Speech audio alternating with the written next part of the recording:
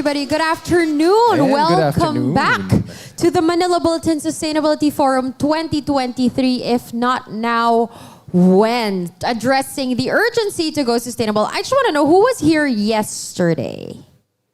Oh, wow. Pretty good turnout. Yeah, thank you for coming back. For the ones who are just here today, I'm Mika Pineda. And with me is... I am Sam Thurman. We will be your hosts for this afternoon's session. And today we are going to get to know about the various efforts and initiatives of corporations that have already been making an impact, prioritizing the provisions of cities that are inclusive, safe, resilient, and sustainable. Right, Sam?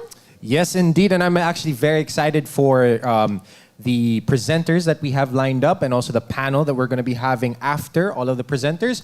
If yesterday and this morning were any indication, I think we all left and went home a Nang lot may baon. smarter. Oo, may baon, diba? definitely A lot may smarter. baon. But alam ko rin, baka nandito kayo kasi sabi ko yesterday, kailangan nandito kayo para manalo ng IKEA GC. Sino yung nandito kasi gusto nyong manalo ng IKEA GC?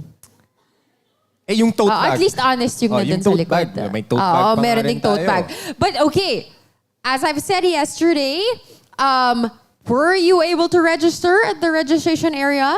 Yes. Yes. Okay. Yes. Did Okay. you fill up the online feedback form? Yes. Okay. So, ito na ang listahan ng ating mga ipamimigay today. We have 20 winners for Cadbury, 20 winners for tote bags, 8 winners of Royal products, 12 winners of Coke Zero products, and 5 winners of Coca-Cola products, plus 4 winners of IKEA GCs worth 5,000 pesos each. Wow. Diba? So Coca-Cola recognizes their responsibility to help solve the global plastic packaging waste issue and continuously uphold its commitments to world without waste. That's their vision. World without waste. Can everybody say world without waste? World without waste. There we go. So that is their vision. And what they're doing to actually get there is they've been giving maximum efforts towards what they call a circular economy. So the company aims to make 100% of its packaging recyclable. So there will come a time that pag hawak niyo yung favorite nating Coke, recyclable na yung packaging niya. And by 2025, use at least 50% recycled material in their packaging. And by 2030, help collect the equivalent of every can and bottle it sells. Because they really believe that through constant and effective efforts, we will get there. Okay, a round of applause for Coca-Cola, because they have sponsored a lot of our prizes today. I actually saw some of them. I don't know. Parang, I think kailangan mo ata ng tricycle para umuwi sa ganun kadami. Naku, transport strike. Oo. Oh, problema nyo na yun pag nanalo kayo. Okay. So the first topic for this afternoon session, again, we will be hearing from IKEA Philippines, and they will be sharing how they are now providing a livelihood for disadvantaged communities. Everybody, a round of applause for the inspiration and communication manager of IKEA Philippines, Ms. Jasmine Cruz. IKEA Philippines. IKEA is a global home furnishing brand from Sweden, and our organization is called Ikano Retail. And we are the retailing partner of IKEA in the Philippines, Malaysia, Singapore, Thailand, and Mexico.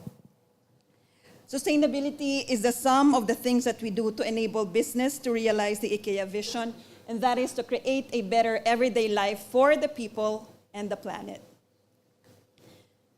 And our world is rapidly changing. We have identified major challenges that are highly relevant to our business: climate change, unsustainable consumption, and inequality. All three challenges directly impact the people's health, and well-being. To create a better everyday life for the many and to ensure the success of IKEA in the future, we must take on these challenges and we face it together.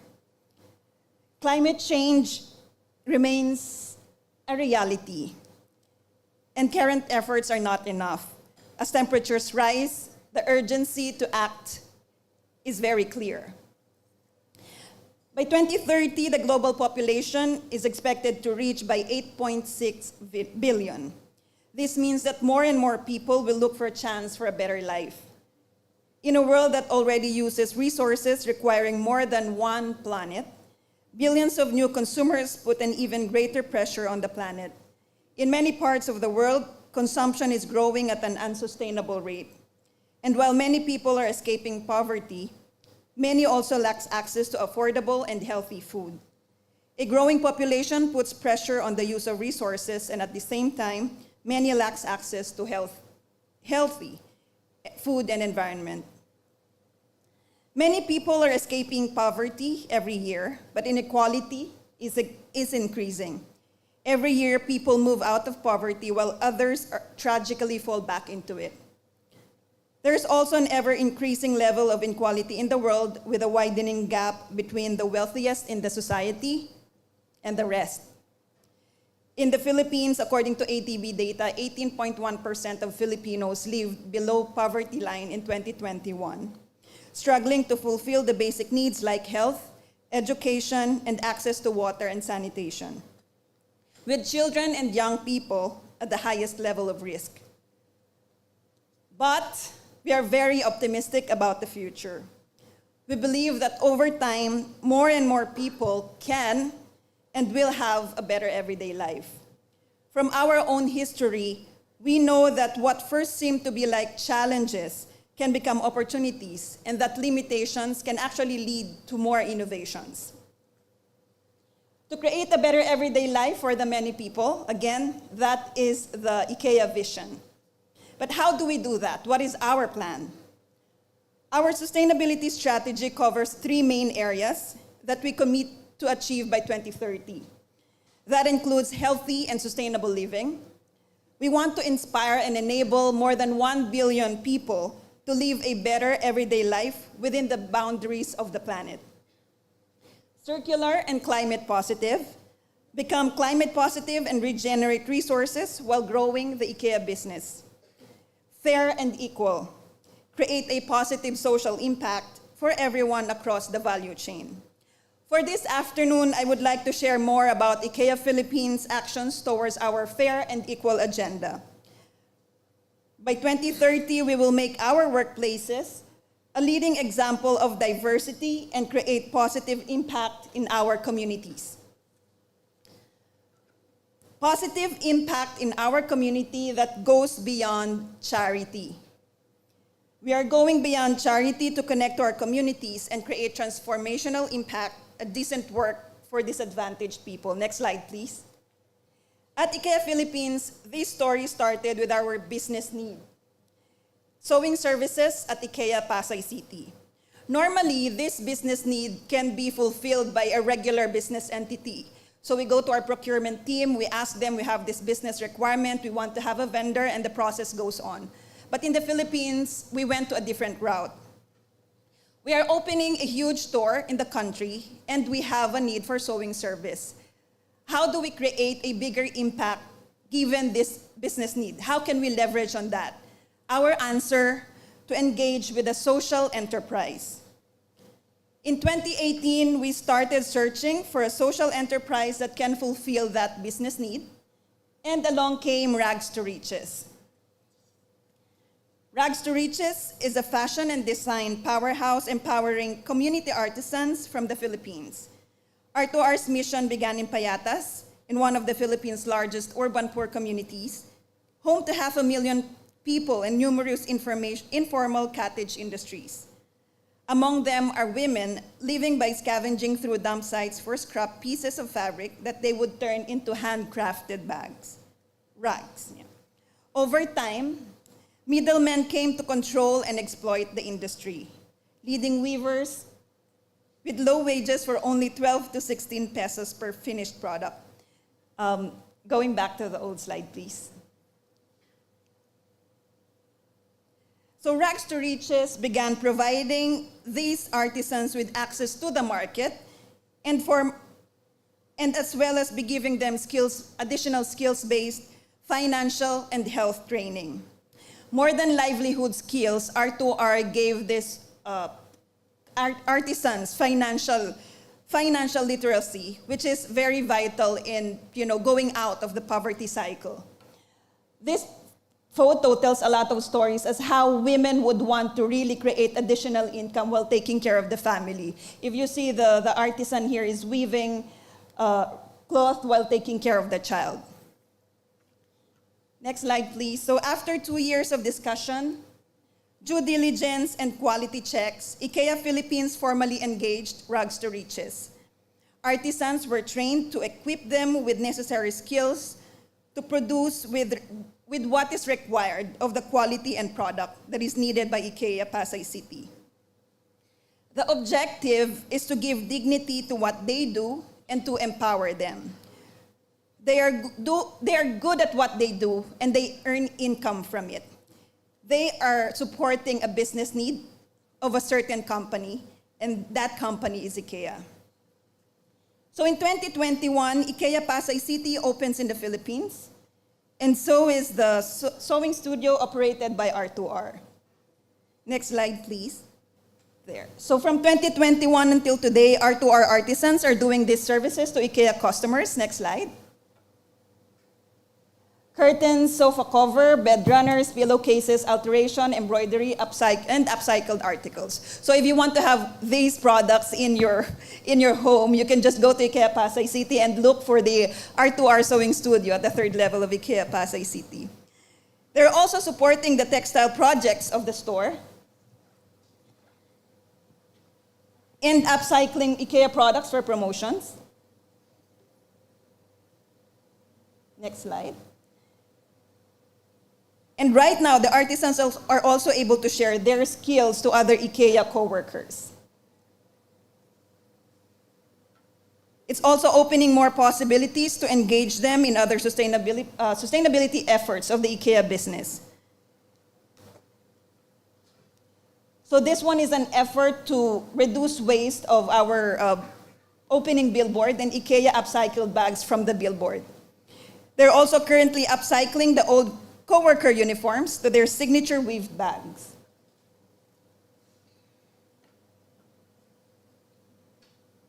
So where are we today with our partnership with Rags to Riches? From 2021, R2R have generated over 7 million in total revenues from IKEA Sewing Studio and other business requirements, and more than 2,000 IKEA customers were served. We have recycled more than 4,000 kilos of scrap fabric, which would have been otherwise gone to landfill. And 250,000 families are currently being impacted by R2R business inside IKEA Pasay City. A lasting impact because the social enterprise is integrated to the IKEA business. There is a direct link between the operations of IKEA Pasay City, the customer need, and the social enterprise. As we grow our business, R2R grows and they become more sustainable. They also become self-sustaining and more artisans are being impacted. By 2030, IKEA aims to create a fair and equal society that benefits the many. We plan to grow the IKEA business in an even more inclusive way, respecting and encouraging diversity, and promoting decent and meaningful work across the value chain, enabling people to provide a good life for themselves and for their families. Being inclusive is both engaging with others in the work that they do and let others participate in our work. So let me end with a quick video that also summarizes the continuing story of IKEA and Rags to Riches. At IKEA Pasay City, we offer a wide range of textiles, from fabrics, cushion cover, curtains, blankets, and sheets, among others. As our customers purchase our textile range, there's the need of complementary service, such as sewing service, enabling them to use, customize, personalize their IKEA textile. With that customer need, we opened a sewing service studio inside IKEA Pasay City. Our customer can avail of affordable textile customization services that includes curtains, alterations, sofa and pillow cover, personalized articles, and more. Customers may also ask to upcycle their excess fabric to create small bag, coin pouch, or card holder, minimizing fabric waste. To avail of the service, customers need to visit the textile area, choose the textile they need, pay for the textile, and proceed to the sewing studio. Our artisans will gladly assist them based on their needs. What is unique about IKEA Pasay City Sewing Service is that we partnered with a social enterprise called Rags to Riches, or R2R. R2R was established in the Philippines in 2007. It employs individuals, primarily mothers and fathers, from disadvantaged communities whose former livelihood was scavenging. R2R trains these mothers and fathers to become sewing artisans, enabling them to provide quality sewing services to customers. R2R also provides financial literacy to their artisans to sustainably bring them out of poverty. With the R2R artisans, we are able to provide affordable and quality sewing service to IKEA Pasay City customers, while opening more doors for a better everyday life to the artisans' families.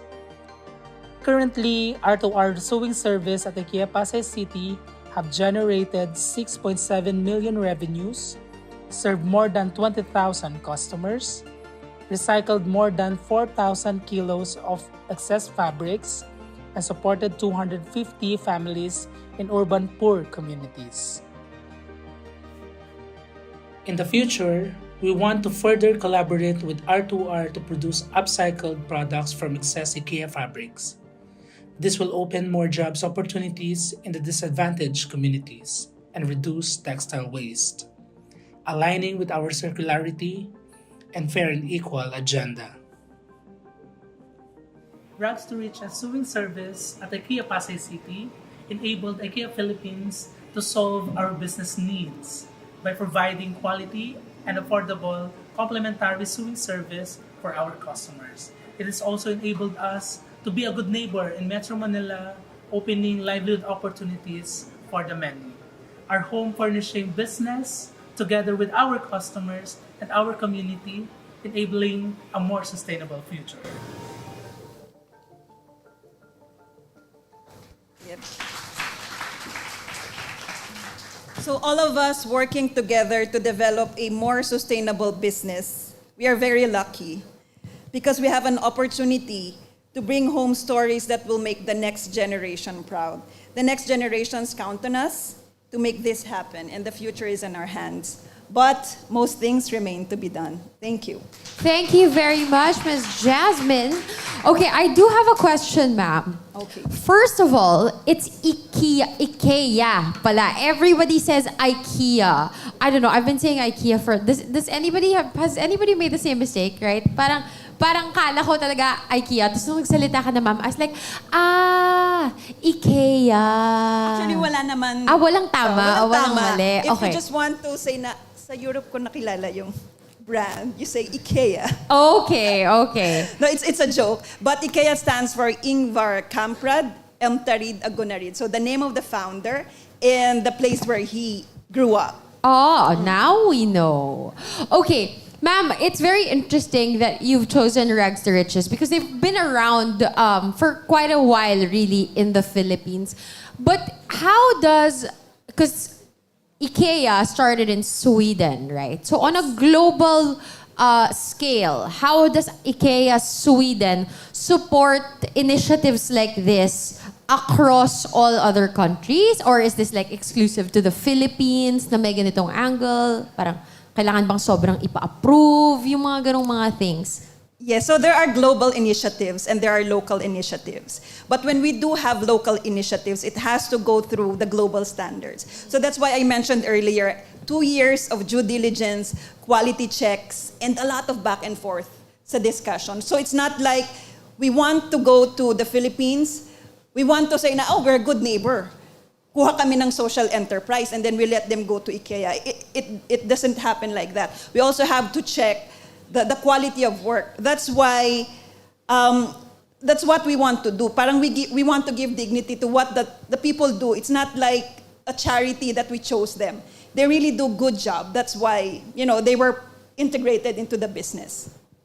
Okay, so it was really you had to kind of you had an existing pool of parang candidates na ito yung Yes. mga papagpilian, and then eventually you went with rags to riches. And this is a partnership that we can look forward to just seeing continue to grow, right?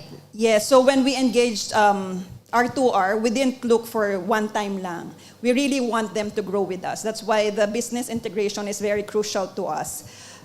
We want them to be self-sustaining. By the way, we are not charging them with any like rental cost or something. So all the profit goes to R2R so that it can go directly to the artisans.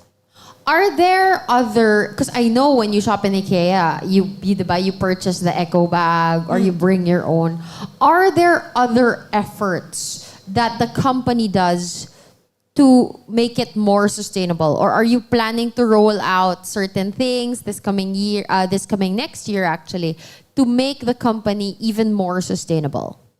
So when it comes to other sustainability efforts, these are all ongoing. So for example, we try to lower the price of our sustainability products like waste sorting bins, LED lights, so that more and more people can afford them. And more people will demand for them. Then we bring volume, then we can get the prices lower as well. But on all other community engagement, right now we have soft toy donation drive for Better World in Tondo and Smoky Mountain. So for every purchase of IKEA soft toy, 50 pesos goes to the community, which we're also engaging long term. Recently, we had this same action when there was a typhoon. So as much as possible, we try to, to bring our range into our sustainability actions. But at least doon tumatahi yung business. So there are, like Ms. Jasmine shared to us, that soft toy product, a percentage goes to. So can we expect to see more of that from IKEA? Yes, we will continue doing that. And as we continue doing that, we try to engage with communities long term. Hindi lang kami pipili, okay, susunod yung organization mo naman Yes, and then yes, matapos na yes. kami sa'yo. We really want to engage at least 3 years and see changes in, for example, if you're supporting children, really see changes to the children or the livelihood or the community before we go out. My last question for you, ma'am, because it's a rare title, Inspiration and Communications Manager, right? What is your, how did that, what is the scope of that kind of job description? Like Inspiration and Communications Manager. It is very outside facing. It's very IKEA to the world, right? But I want to know also, what would be your personal sustainability dreams for IKEA and yourself? My personal sustainability dream for IKEA and for myself is to really see that sustainability is highly affordable and accessible to the many.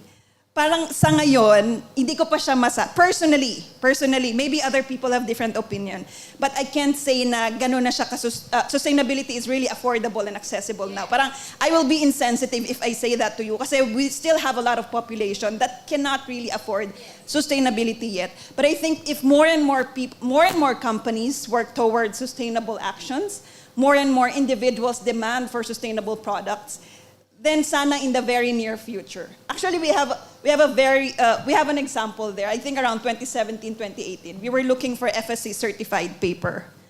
Kasi mandatory sa IKEA that you only use FSC certified paper. So we were looking for vendors. Wala kami halos makita. Very few. And when we found them, they are expensive because very few companies are demanding for FSC certified paper. Imagine if more and more companies will demand for such. So vendors will then bring in volume and then prices goes lower and then we can all have accessible and affordable, sustainable products. Okay, everybody, a round of applause for Ms. Jasmine Cruz. Thank you very, very much, ma'am. That was, oh nga naman, no? Sometimes we know that being sustainable is expensive, but when you start to run it as a company, then definitely you think volume, you think Where will I source this out? Mas mahal lalabas yan. And all of that. Okay. All right, I'll turn you over to Sam to call on our next speaker. But before we do, we have a few lucky winners that we are going to be announcing from our raffle prizes. So our first set of winners are going to be 20 lucky winners taking home our very beautiful tote bags that are limited edition that you can only get as a participant of today's forum. So congratulations to Jamalika Bantasan, Kala Joy G. Batyon, Karen Joyce Real, Nicole Pagsanghan Nasrala. Sorry about Nasrala. Nicole Nasrala, Mark Anthony Zapia, Anselex Loto, Efren Joshua Rebancos, Tanya Adyong, Anel Pardinas, Angela Sedania, Michelle Palumbarit, Louis Marciano Jr., Aaron Ropak, Andre Joshua Torres, Misty, Frecia Doctor, Marie, Janine Villaruz, Herschel May R. Perez, Erish Ron V. Reyes, Jessie Nicole Olinares, and Yuchi Iwama. All right? So congratulations to our lucky 20 winners. You'll be taking home a very beautiful tote bag. All right? And you can claim those right after our session at the registration desk. All you have to do is just present your ID. Okay? All right. So up next, we are delighted to introduce our next distinguished speaker from J&T Express. Who here is familiar with J&T Express? I'm sure yung mga nagsha-Shopee, Lazada, you have gotten your packages from J&T Express before. So J&T Express is a known logistics company who have been contributing to the promotion of sustainable practices worldwide and efforts to make a better future for the community. So, that said, we would like to invite on stage the Vice President of J&T Express, Ms. Zoe Chi. Mabuhay, magandang hapon po. It's my pleasure and honor to be part of the Manila Bulletin Sustainability Forum 2023. Please allow me to give my sincere gratitude to everyone who is here with us today. And we are here together to celebrate the company's sustainability efforts for a bright future. To the key officials of the Manila Bulletin, Mr. Philip and Mr. Jordan, Mr. Irish of Brand, and Mr. Jasmine of IKEA, Ms. Dawn of Filinvest. And to the students and faculty of our University of the Philippines, Dilima, especially UP Chancellor, Mr. Edgardo. A pleasant afternoon to all. As we begin the presentation, please allow me to give you a quick overview of what J&T Express is. I think a while ago the host gave the questions. Most of our students are already familiar with J&T Express. I'm so happy. Actually, UP is our VIP clients. You didn't know? We deliver 10,000 a year for UP. So yeah, VIP clients here. So I'm happy to have a present in our VIP clients in front of you.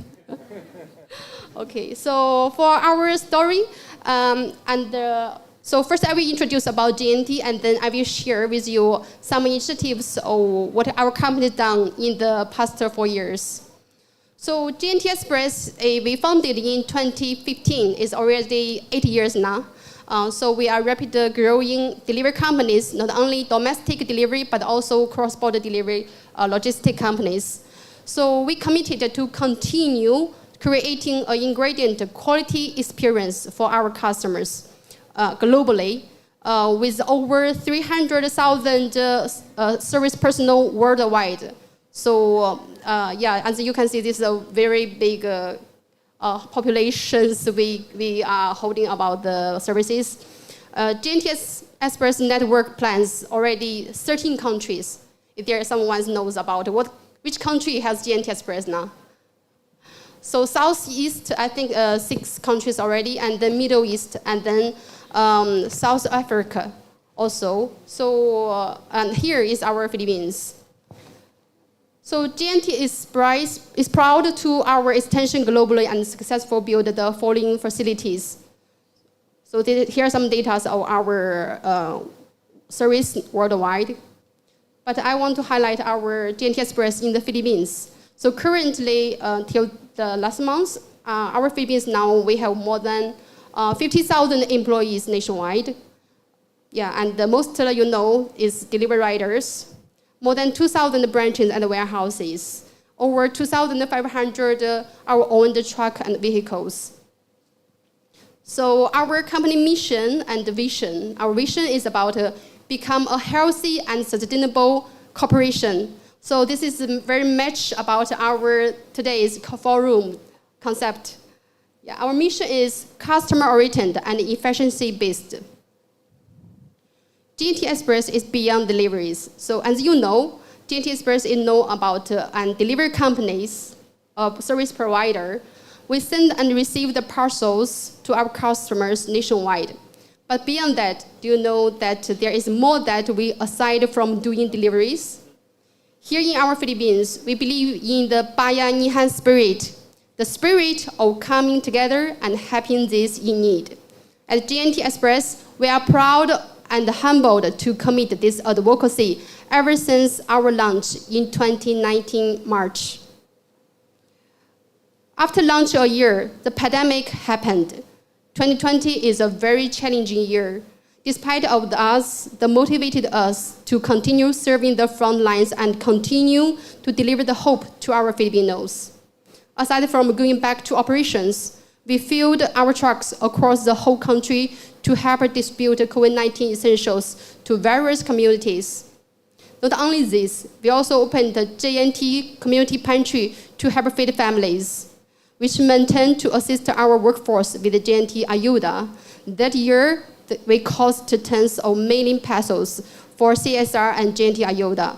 For that year, I think 2020, maybe our clients already experienced that at the very beginning, J&T is the only delivery companies in the country because we are the first company to resume the operations delivery nationwide.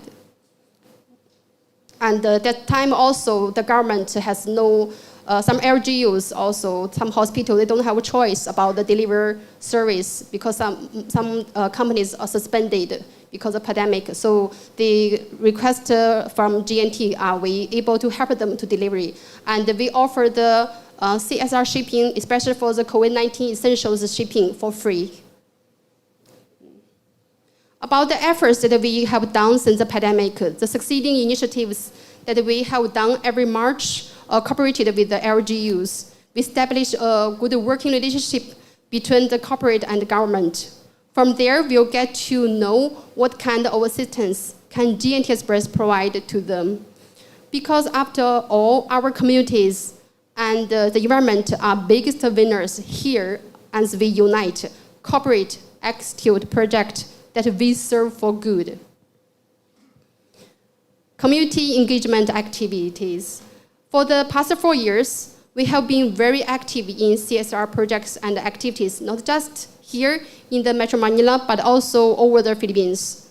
Through our regional offices, this activity varies from doing relief efforts, coordinating with several LGUs for many donation drives, participating through Brigada Escuela, medical mission, feeding program, and most especially contributing assistance to conserve the environment.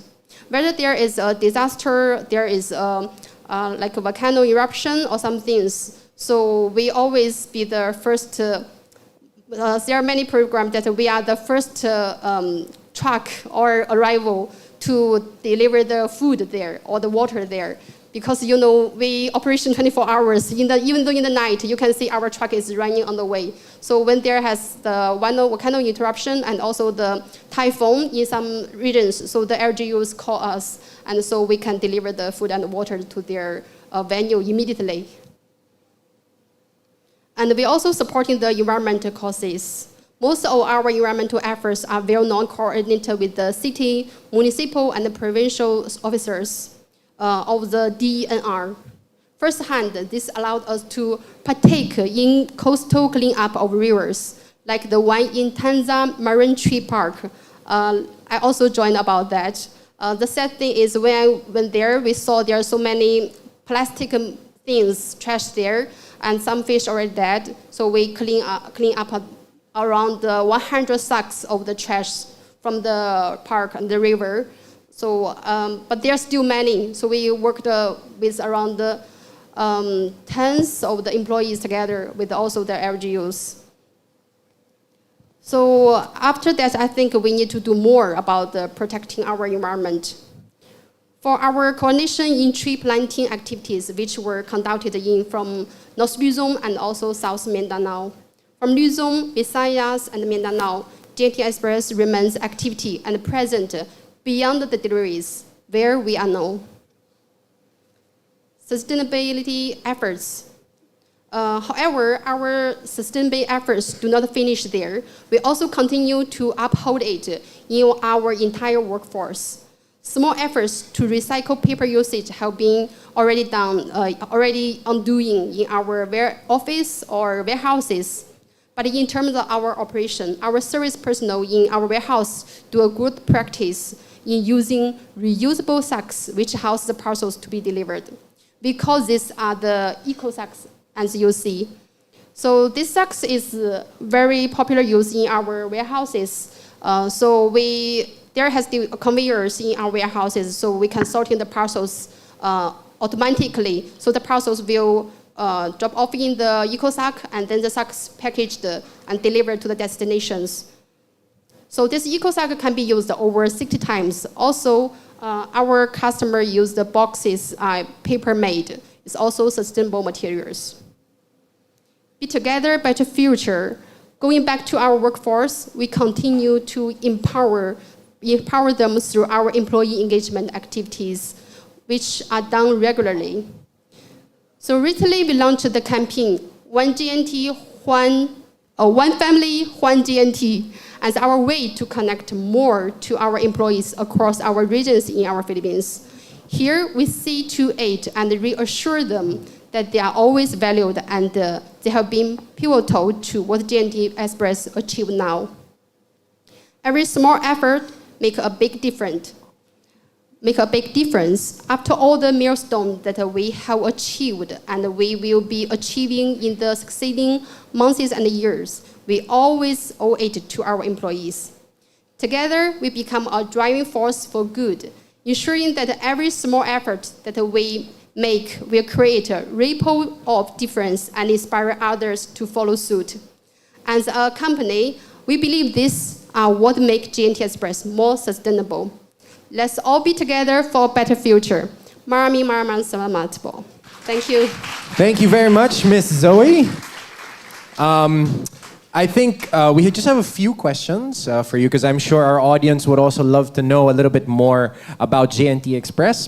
To start, our first question is, what material exactly is being used for the eco sacks? And are there plans to find more sustainable materials that will allow it to be used over or beyond the 60 times that you mentioned?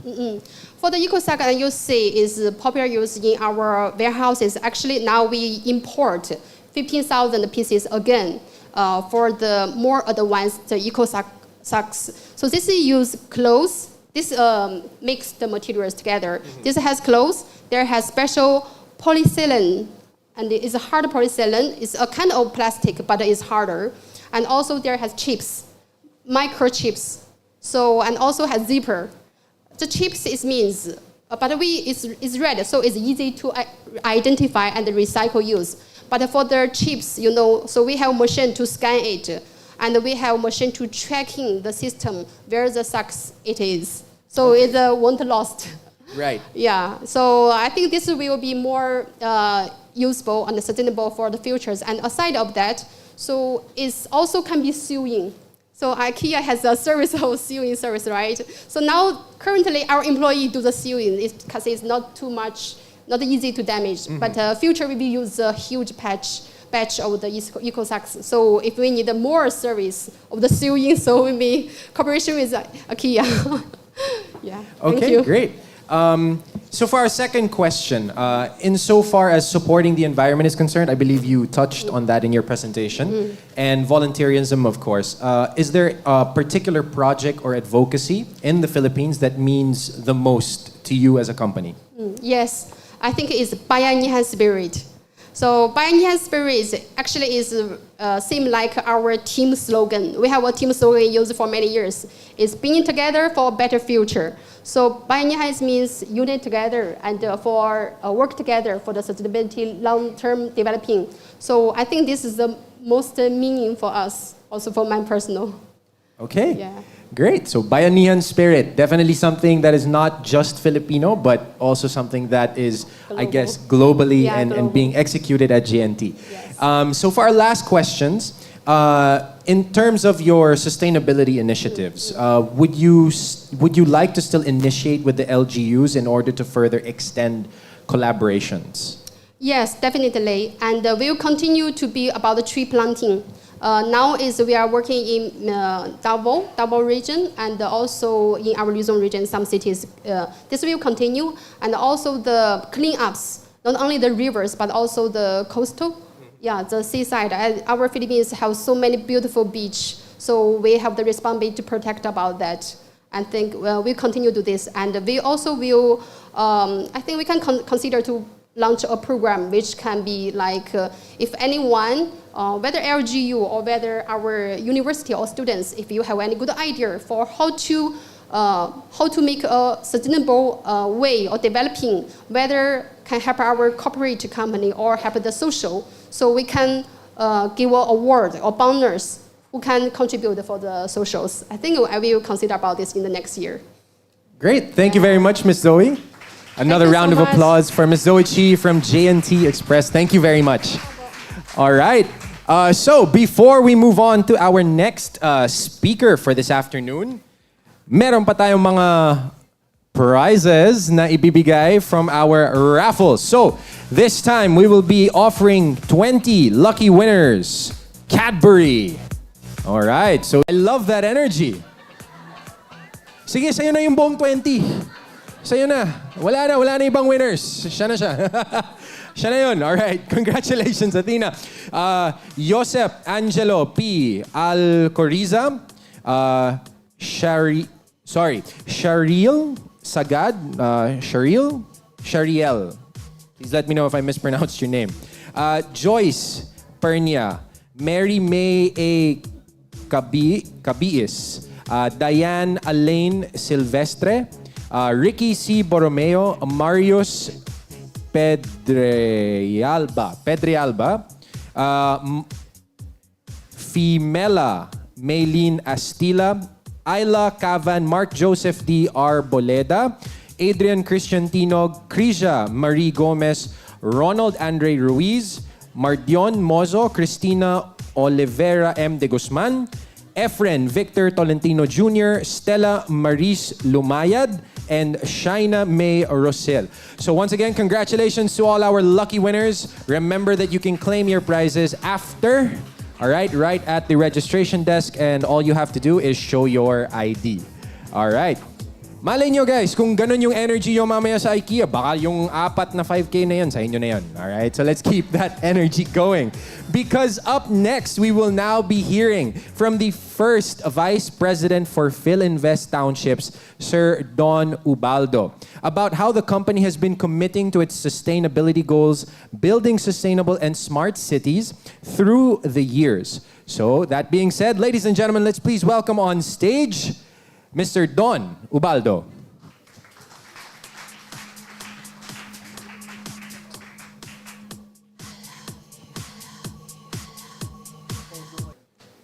Huwag kayong antokin sa akin, please. So, several items that I'm very much excited for this afternoon. Number one, first time to speak in front of students. So, maraming salamat for having us here. Number two, proud scholar ng bayan. So it's an additional plus point for me to be here.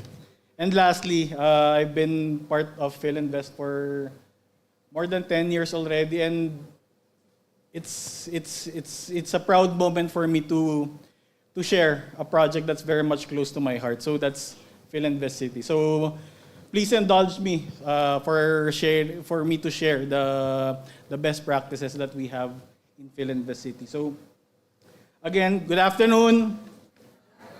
Yeah. Good afternoon, ladies and gentlemen, UP faculty, and students watching in Zoom. I'm sure that our dear sustainability practitioners and members of the academe would all agree on the need to understand the roles of cities in the consumption of our natural resources. It's important that we, the developers, contribute to the global movement of conservation through intentional urban planning to ensure that there are enough resources left for the future generation, that's you, to continue thriving. Today, I will be sharing our experiences and learnings in greening the future. And through this, we hope to show the future designers, the architects, the engineers, and leaders in this audience actionable models and best practices in creating future-ready cities. Even at the onset of planning Filinvest City, and long before buzzwords on sustainability and green building certification became business norms, our owners already understood the importance of environmental consciousness and how it ties to better health and convenient city living. Over the years, we have deliberately worked towards integrating this in our developments by working with our design and tech partners, by working with the LGU and the community itself. Filinvest City was established in 1995 as a joint venture between the Republic of the Philippines through the Department of Environment and Natural Resources and the Gutianon family to transform the 244-hectare Alabang stock farm into a hub for sustainable economic growth. We built around the existing topography, incorporating the natural environment into our design, preserving most of the trees and the existing river into the master plan. Filinvest City has been intrinsically designed to be people-centric, nature-inspired, and enable mobility, which are all characteristics of sustainable development. Allow me to walk you through 3 characteristics following our 3 big moves. First big move is the districting. Filinvest City has always been separated into smaller districts.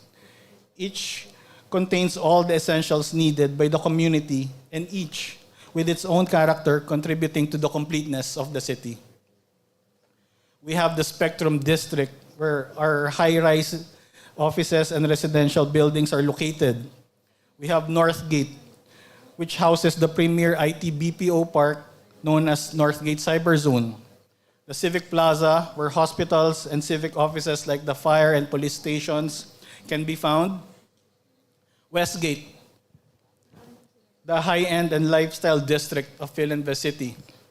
The Woods, a campus-type district where RITM and FEU Alabang can be found.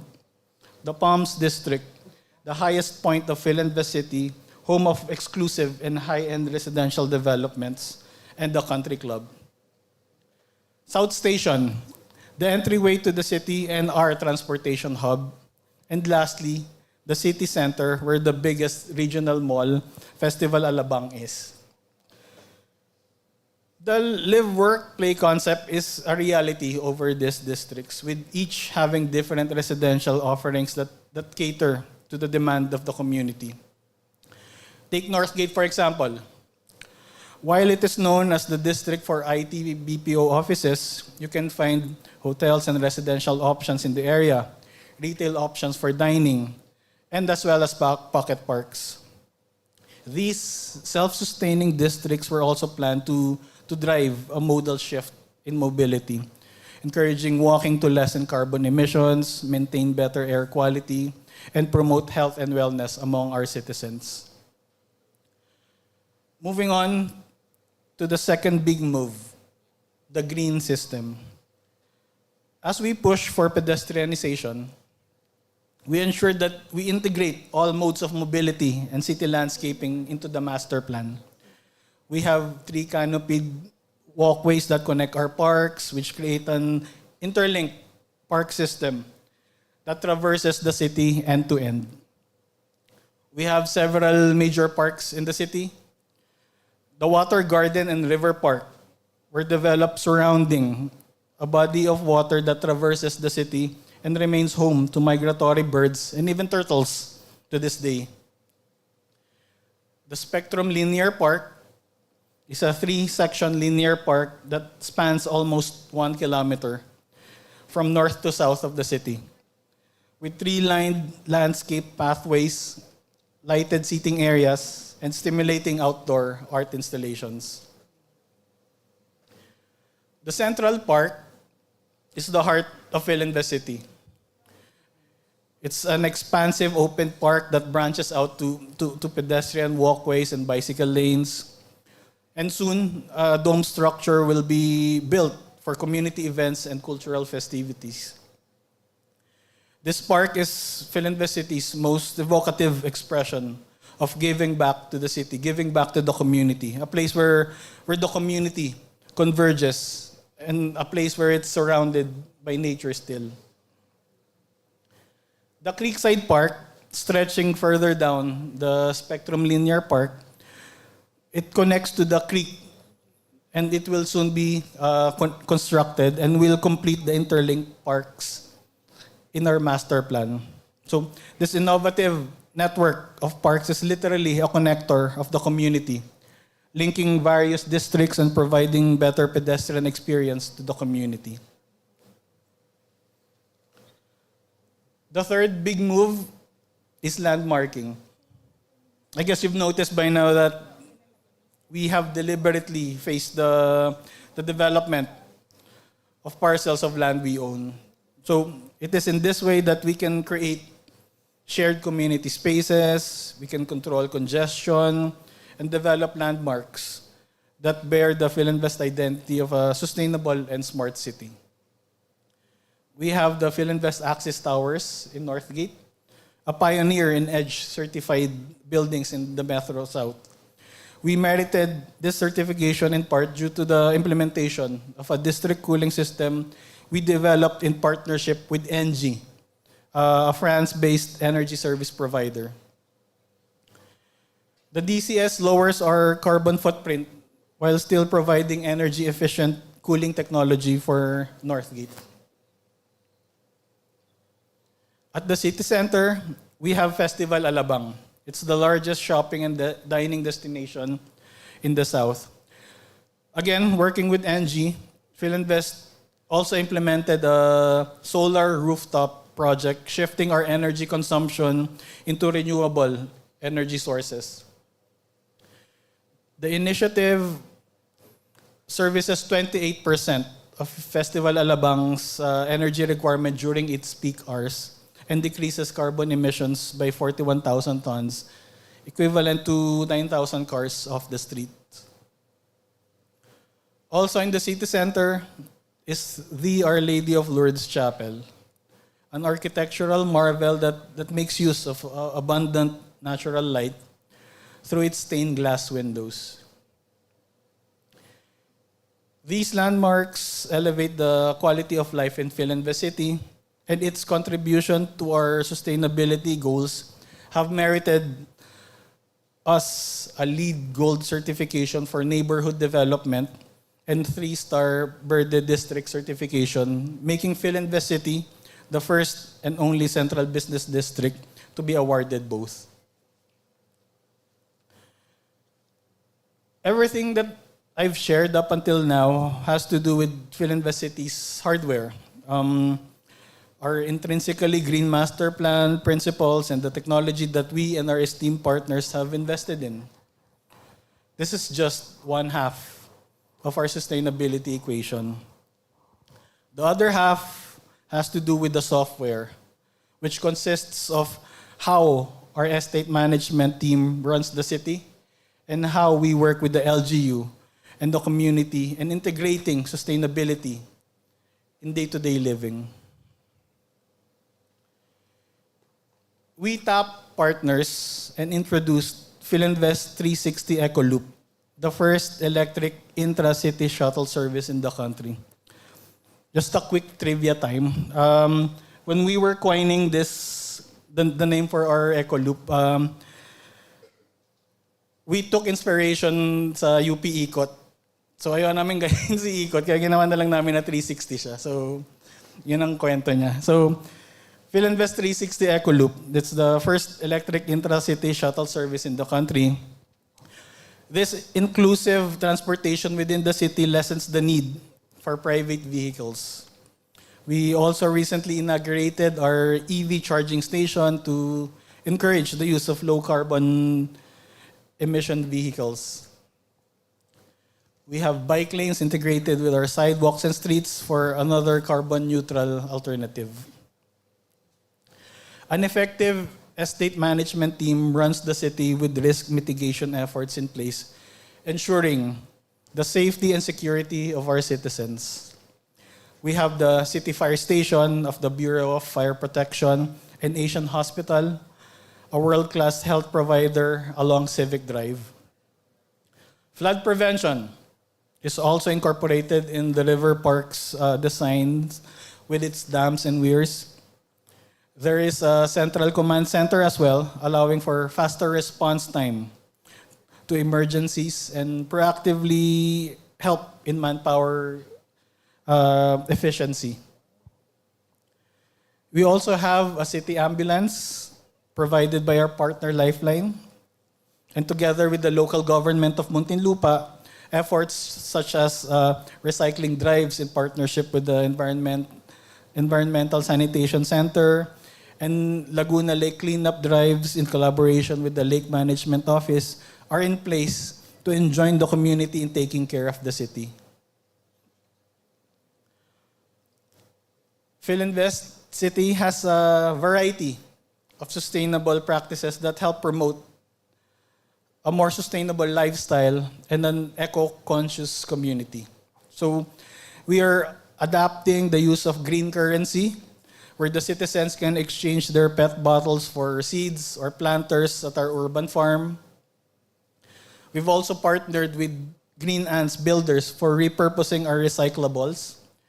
The new sheds for our 360 Eco Loop are built with repurposed boards from sachets. As a flourishing garden metropolis and smart city in the making, the township is able to grow and support its citizens as it continually elevates our way of living through innovative sustainability practices, more green spaces, better infrastructure, and other community-focused developments. We have partnered with FDC Water Utilities and Hitachi Limited on our smart water solutions. It is unique in the seamless integration of sewage treatment and potable water production technologies, setting a new standard for environmentally responsible developments. It can process up to 15 million liters of water per day. This is the biggest to date in terms of scale. This project represents a remarkable leap forward in enhancing the well-being of our locators and residents. Our parks provide safe and inclusive spaces with access to free Wi-Fi and wireless charging stations. We will soon roll out the Filinvest City app that acts as a guide to the city where information is seamlessly integrated with our parking system, community transportation, and estate updates. We also plan to integrate smart systems in our lighting and irrigation to significantly decrease our consumption of finite resources. Sustainability is a long-term strategy for Filinvest City, and as time would show, the decision to make it greener and smarter has paid off greatly, leading greater value to our city, both in terms of our community's experience and in terms of excellent property appreciation. as Filinvest City's population grows exponentially, welcoming the thousands who flock to the city for work, play, or live, we are able to keep a relaxed, healthy, and vibrant environment that many professionals, residents, and stakeholders appreciate. As a trailblazer, Filinvest City has shown proof of concept that a live, work, play lifestyle where community, economy, and smart sustainable design come together seamlessly is truly possible. We aim to inspire other developers, future designers, builders, engineers, environmental advocates to join us in our sustainability and smart efforts in order to give the best of way of life possible for communities throughout the country and for the generations to come. Maraming salamat po. And that was Sir Don Ubaldo. Thank you very much. So, Sir Don, we just have a few questions for you, if you don't mind. Sure. Okay. So I think first of all, so you mentioned and you discussed the master plans that Filinvest has. And kind of relating to that also for Filinvest Alabang's historical perspective, I guess how do you balance that? You know, so you have the new technology, the innovation, and all of these factors. How can you still inject evolution and change, but still maintain that historical value? Thank you for that question.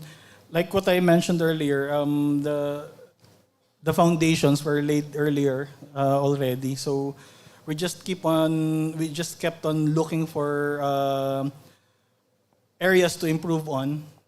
So that's where innovation comes in, and we always keep track of the latest technology for us to be able to keep up to date to the latest trends.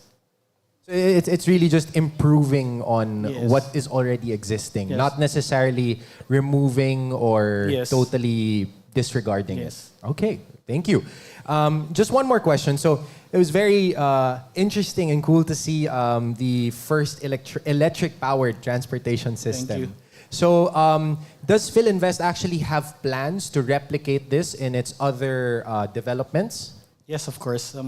Filinvest City is our proof of concept. So we already established our DNA as a township developer, and we plan to replicate everything in our other townships that we're managing and operating. So for one, we have in Mimosa, we have another township in Mimosa. We're partnering with a Japanese company for a loop within Clark, and we're doing trial runs right now. Another township is in Cebu. We're working with the local government for us to be able to improve accessibility in the South Road properties, the reclaimed area. Okay. I'm sorry, sir, I didn't catch that earlier. So is this a free service or is this a paid service that you can avail of? Free service for now. Oh, wow. All right. So it is a free service for now. So if any of you find yourselves in Alabang or if you live there, be sure to check that out. Sir Don, thank you very much. Thank you.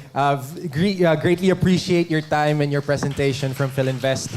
Thank you. Thank you. So, before we move on to our next speaker, I will turn you back over to Mika because I think she has a few exciting announcements for everybody. So, I'm the Mika, bearer of good news, news, Sam, all right. because we're still giving away Royal products and Coke products. So for the Royal products, we do have 8 winners. Ken Ganalongo, Joselito Creed Miguel Cagumbal. I love it, supportive yung friends mo. Franz Chel Tubay, Ledric Tabara, Angelica Arellano, Pia Angela Bautista, Joel Hizon, and Ken Campos Erese. So you all win Royal products. Now for our Coke product winners, we have Mary Ann Nicole Felipe, Andre Garcia, Janine Ellis Umutia, Erin George Lumbad. Yes! I'm so happy for you. Merry Christmas. Joy Marian Cacho, or is this Jov? Jov Marian Cacho. Brian Wendell San Jose. Limuel Linarok. Yon, I love it. Sige, pabonggahan tayo ng response. Ella Emanuel. Liam Nelson Sena Rosa. Audrey Flores. Luis Daniel Tabasa, and Micaela Angel Aguirre Narga. Now, for the Coke Zero products, we have Justin Uriel Reyes, Josh Nicole Miranda, Kea Dairit, Justin Jaspe, and Judah Ocampo. Okay, congratulations to all our winners. Alam niyo naman na yung next set later on will be our IKEA GC winners worth 5,000 pesos. Actually, nandito na yung names. Pero syempre, bibitinin muna namin kayo para magstay kayo till the very end, diba? Okay. Just keeping it real, guys. Now we are down to our last presenter for the Manila Bulletin Sustainability Forum 2023. And from the university. Can I see the scholar ng Bayans in the house? Yan, marami tayong UP today. That's good. Hi, guys. Fellow scholar ng Bayan here. Our last presenter is Professor Carmela Española, together with her team from the Biodiversity Committee of the University of the Philippines, Diliman. I will turn you over to them. Ma'am, go ahead.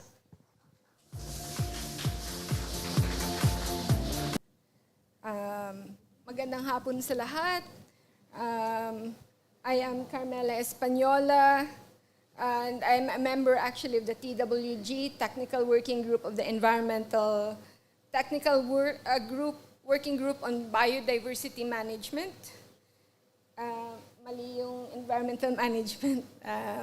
Anyway, I'm also from the Institute of Biology in the College of Science. So, I will be talking today about the following points, no?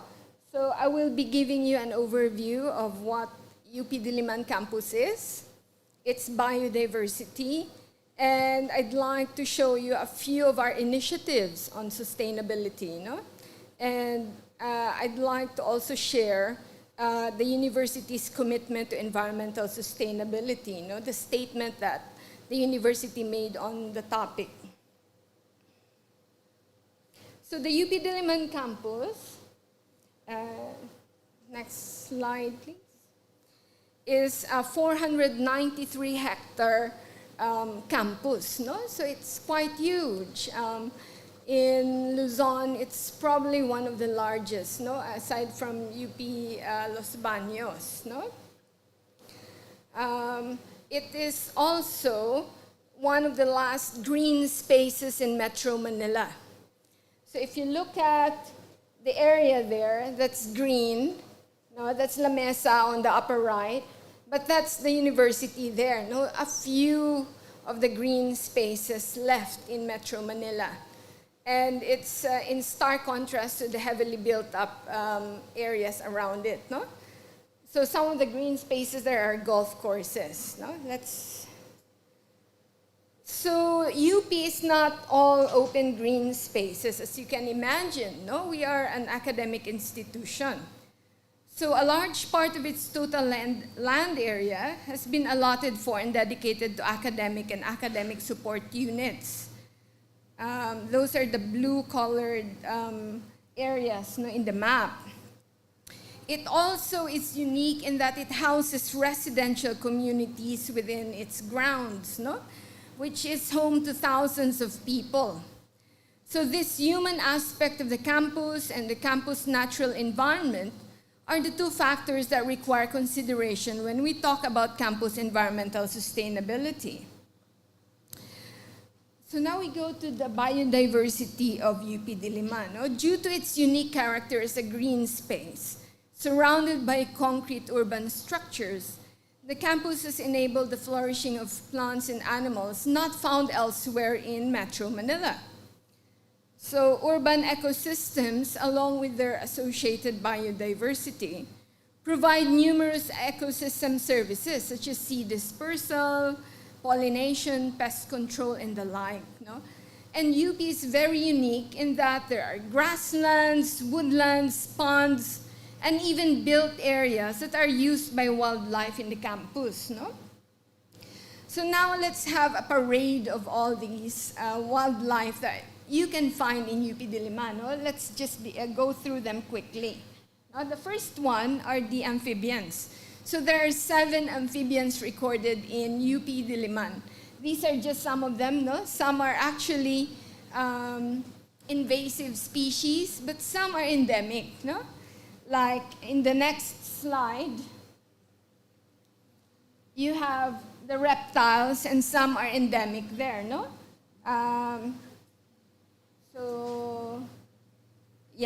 So you have rat snakes, geckos, worm snakes. There are snakes within the campus, no? And there has even been recorded in the past a cobra, no? A type of cobra, a species of cobra in the campus, no? And now for birds, there are more than 100 species, no? This one is an endemic species. If you can recall, what does endemic mean? It means unique to a particular place, no?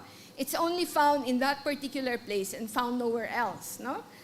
So the Philippine nightjar, the colored kingfisher, these are just a few of the many, many species that you can find of birds in the campus, no? And finally, we have the mammals, no? So there are 11 mammal species in the campus, no? Here's a lesser short-nosed fruit bat, and you have shrews, you have rats, and many different bats, no? There are microbats, fruit bats, no? That are found in the campus. And for plants, there is no actual number because there's quite a lot. But at the UP IB, EDC Arboretum, which is behind the Institute of Biology, my institute, there are 72 plants.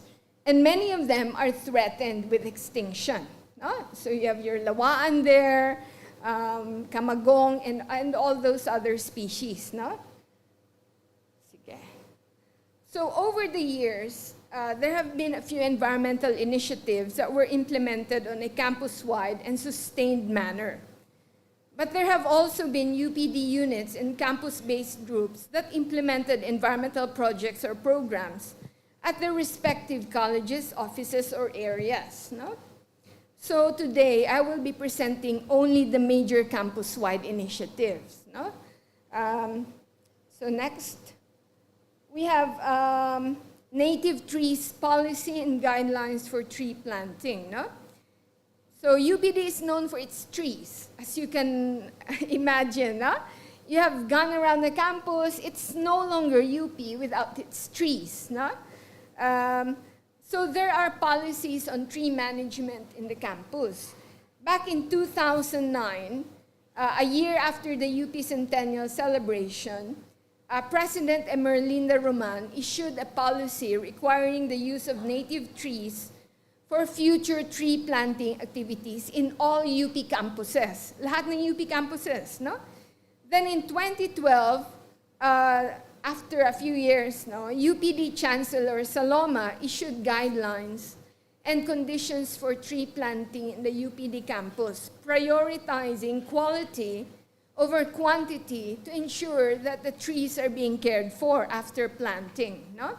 Because most of the people who come to the campus to plant trees, they just plant them and don't return to care for the trees. No?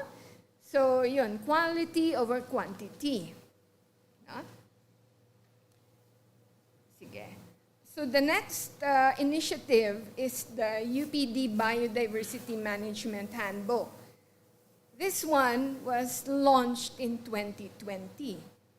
It is a compendium of policies on biodiversity management and protection on campus for the use of UPD units to minimize the impacts of their operations on campus biodiversity. It includes recommendations for infrastructure planning, construction, and maintenance, as well as guidelines during university events, among others. No? So the handbook is a project of the Office of the Chancellor through the Technical Working Group on Biodiversity Management in UP Diliman. No? A group that was created as a response to incidents of wildlife killing and damage to the campus natural environment. No? it was actually in the news, no, that there were animals that were killed in the campus. So that,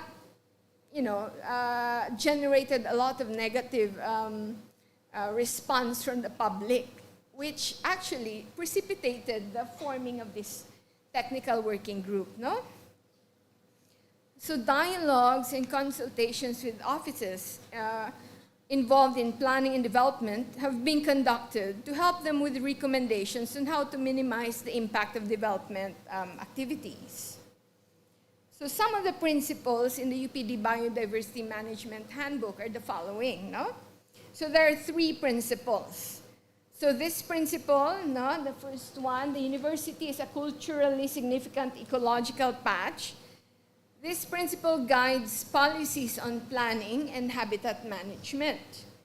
The second principle is the university harmonizes its built and natural environments to maintain ecological integrity. So under this principle are policies on infrastructure, maintenance, and new developments. And finally, the university nurtures a biodiverse and interdependent community. This encompasses the use of space and waste management. So with these principles, UPD aims to strengthen the university's academic capabilities by harmonizing its built and natural environments to achieve ecological integrity through improving, managing, and maintaining existing processes and systems in relation to the activities within the university. No? So, biodiversity management and the principles of harmony, respect for all forms of life, and shared responsibility are in these principles. No? And finally, we have the establishment of the Task Force Solid Waste Management and the Diliman Environmental Management Office. So the task force was established in 1999, so way back. No? It began around the same time as the implementation of the Ecological Solid Waste Management Act. No? So this task force was given the work of collecting food and yard waste and making it into compost. No? It ensured that solid waste did not end up in a landfill, but are instead recycled into something useful. No? In 2019, the task force became the core of the Diliman Environmental Management Office, the DEMO. No? And the DEMO now handles the environmental compliance of the university as well as the management of campus biodiversity. Now, so everything related to the environment within the campus is now given to the DEMO to look after. No? Ayan. So now we go to the commitment to environmental sustainability.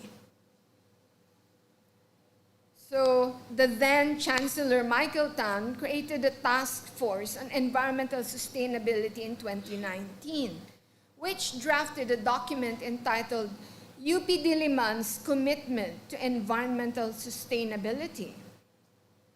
It outlines the environmental sustainability goals of UPD and the actions it needs to take in order to achieve these goals. No?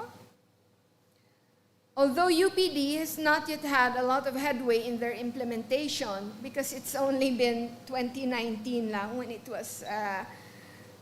was actually drafted. No? These serve as a roadmap for UPD in meeting its sustainability goals. No? So meron na tayong patutunguhan, no? As a university in terms of sustainability goals. So these goals include the following: green spaces and biodiversity, built environment, utilities management, transportation and mobility, food sustainability and food packaging, waste management, and mainstreaming of environmental sustainability. Let's look at them one by one. No? So the first one, No? The green spaces of UP Diliman enhance the learning environment of the university by providing spaces for relaxation, research, and teaching. In recognition of the importance of green spaces and its biodiversity, the university shall adopt low-impact development and management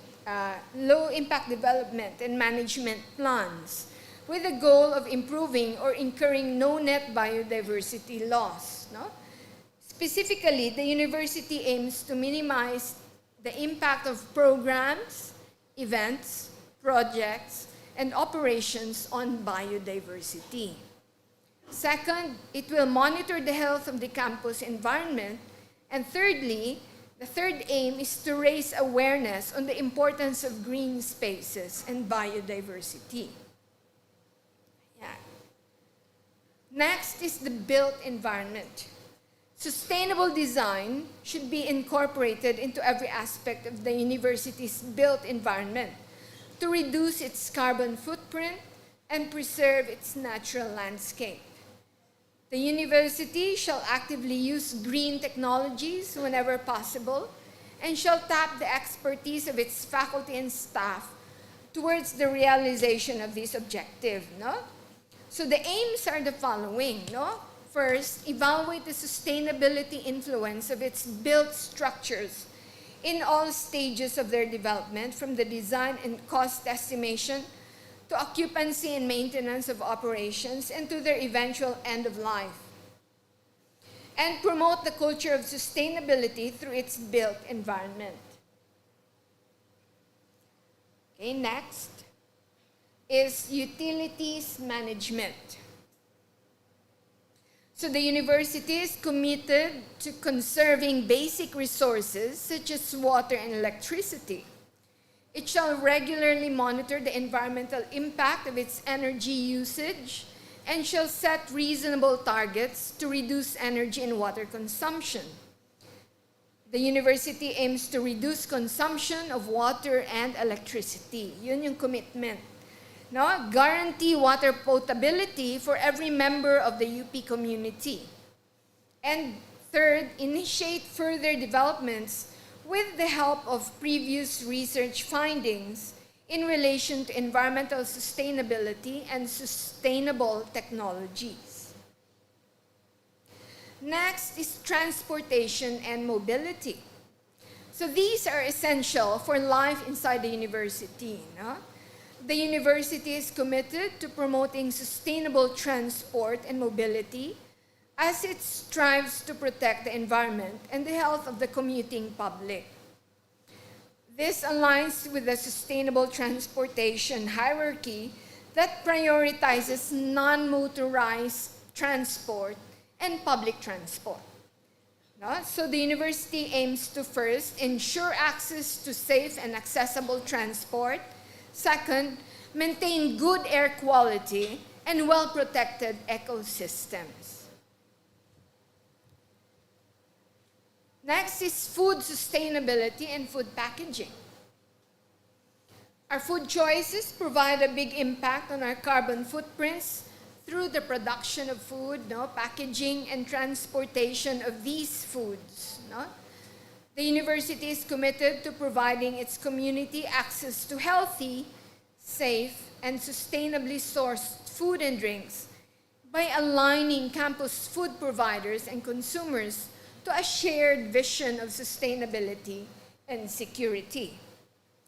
So the university aims to promote availability and accessibility of healthy and safe food and drinks that have minimal impact on the environment, promote reusable packaging and or renewable and recyclable packaging materials for food, and thirdly, reduce food and plastic waste from the campus food system. Next is waste management. The university's waste management program adopts the UN Environmental Programme's waste management hierarchy. That is prevention, reduction, recycling, recovery, and disposal. In increasing order of importance, The university acknowledges its duty to eliminate and/or reduce the dangers to health and environment caused by the waste it generates. It shall work to systematize the reduction of waste by enforcing campus-wide arrangements that will enable individuals to realistically adopt a zero-waste lifestyle, and by providing the community information and services for correct waste disposal practices. No? So the university aims to reduce all kinds of wastes, actively promote and require waste segregation, establish a monitoring system that will ensure the proper collection of wastes, and finally enforce environmental laws related to waste management. No? And finally, we have the mainstreaming of environmental sustainability. No? Environmental sustainability entails a consciousness geared towards developing sustainable habits for optimized environmental utilization. This pertains to developing habits related to reduced consumption, reuse, recycle, or repurposing of consumer products, and generation of resources through planting and rehabilitation. In operationalizing environmental sustainability, these supporting principles can be considered. No? Societal needs, the preservation of biodiversity, regenerative and carrying capacity of our resources, reusability and recyclability of materials, and the constraints of non-renewable resources and waste generation. Yeah?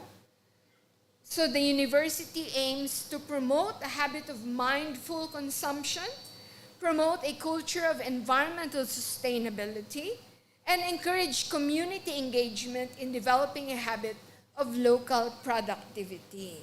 Yeah? Okay, so those are the commitment, no, to environmental sustainability goals. Now we go to the next one, which is the University of the Philippines System Sustainable Development Goals. No? In 2015, we already know this, the 2030 Agenda for Sustainable Development was adopted by all United Nations member states. The agenda outlines the 17 Sustainable Development Goals, or SDGs, that are needed to achieve peace and prosperity for people and the planet from now until the future. No? UP, as part of its mandate as the national university of the country, commits to the fulfillment of the 2030 Agenda for Sustainable Development. It continues to work towards the realization of these 6 SDGs. No? So good health and well-being, quality education, gender equality, sustainable cities and communities, climate action, and partnerships for the goals. No? Okay. So all of these are some of the major initiatives of the university, no? In terms of environmental sustainability. No? Shall we have the last slide, please? So, each of us has a role to play in ensuring that future generations also get to appreciate the rich landscape and ecosystem on campus, no? So, I'd like to quote from the Biodiversity Handbook. It says, "The soul of the university is its green spaces. These are spaces wherein different kinds of life interact and influence one another. Everyone has a role in managing the university's biodiversity." Okay, so thank you. I'd like to take in some questions now. Thank you, ma'am. Hang on, let me just gather because we do have a question that just came in. But before I ask the question that was just given to me, I do want to ask though.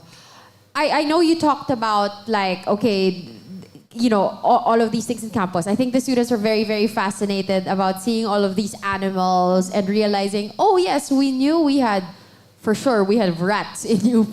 But seeing that, oh, may owl pala dito. Oh, parang how biodiverse it actually is. But does the campus have initiatives in involving the students when it comes to projects on caring for like biodiversity and sustainability?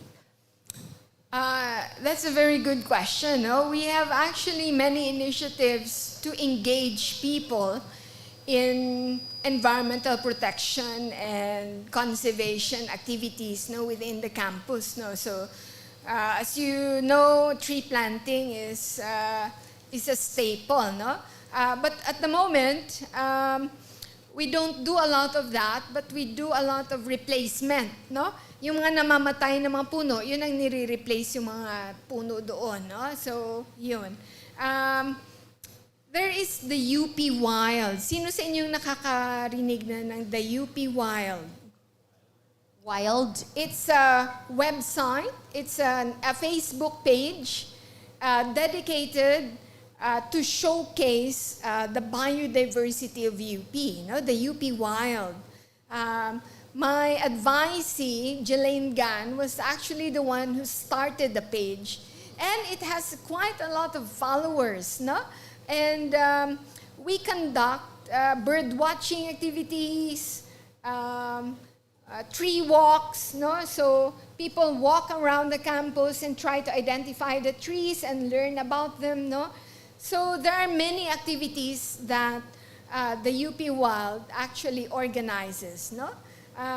And we also have many students who use the university green spaces as their living laboratory. So that's also part of our advocacy of protection, no? Because it is being used by students for their education, no? For them to learn about biodiversity. No? I have this funny story about a student of mine. We went into the field and we saw ano nga ba ito? Plantation of pinya plantation. And it was really funny because sabi niya, ay, yan pala ang pinya. Guys, graduating ito, biology major. So ganun guys, kabano ang mga estudyante, no? I don't want to, no, I mean, let's keep it real, sabi nga ni ma'am, no? Madaming bano sa mga estudyante who has not even seen a pinya, a pineapple plant. They must think that it's growing in trees, no? Or something like that. Pero the thing is, this is something worthwhile to keep for future generations because our students, especially those that grew up in urban areas, know very little about our biodiversity. No? So ito lang yung mga efforts namin so far, but I'm sure there will be more in the future. No?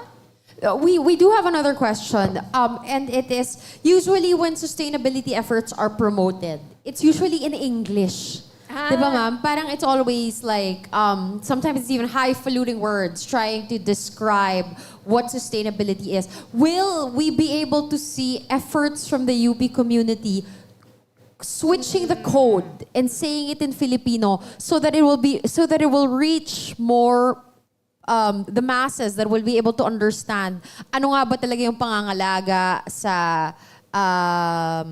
kalikasan and all. Yes.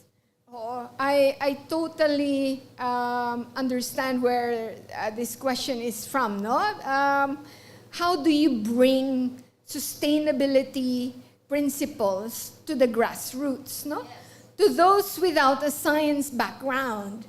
Yun ang problema natin. Kasi UP, as you very well know, has residents who are not students, who are not staff, no?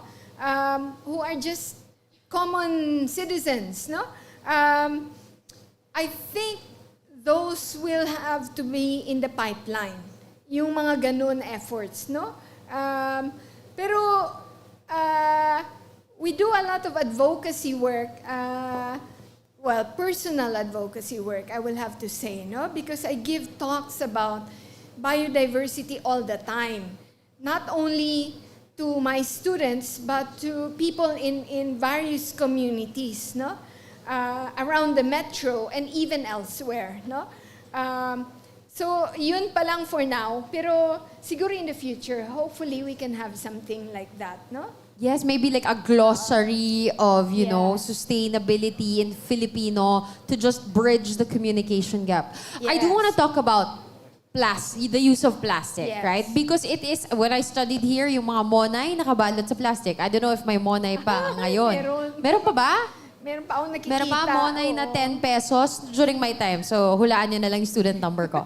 But it is very common to see plastic in the campus. Are there talks or efforts on UP's part to remove the use of plastic? It is being encouraged, certainly, but in our cafeteria at my institute, they give an incentive for people to bring their own baunan, lunch boxes. So if you bring it, you get a 10 peso discount. Ganun din with coffee, no? If you bring your own tumbler, they will actually offer you a discount. So, what I mentioned before as the commitment of UP to environmental sustainability, that is being parang may trickle down na effect pa. Pero parang it will take some time for it to be applied, no, to the grassroots. Pero yun, at least we have a roadmap, no, to follow. Thank you very much, Professor Española. Palakpakan po natin si Professor. Ma'am, please do stay with us because we still have a panel discussion. Ma'am, dito lang po tayo. Yes. Let's ask for the seats to be brought in. And Sam, welcome back. Right. So as Mika mentioned, we are going to be starting our panel discussion. So with that, we'd like to invite our speakers from earlier to return on stage. So Miss Jasmine Cruz of IKEA, Miss Zoe Chi of J&T Express, and Sir Don Ubaldo of Filinvest Townships. If you would kindly join us on stage for the panel discussion. And we are very happy and fortunate to be joined by the former dean and a professor of the National College of Public Administration and Governments of the University of the Philippines, Diliman, Professor Edna Ko, to join us for this afternoon's panel. So how about a round of applause, please? Thank you. Yes, please join us on stage. Yeah, you can stay here. All right. Yes, our guests get center stage, of course. All Okay. right. Go ahead. Professor Edna, thank you for joining us. So Professor Edna is here today as our reactor to the presentations earlier. So I'm sure, ma'am, that you might have a few questions that you would possibly like to direct to our panel. So please, by all means. Thank you for this wonderful opportunity to share about sustainable development goals.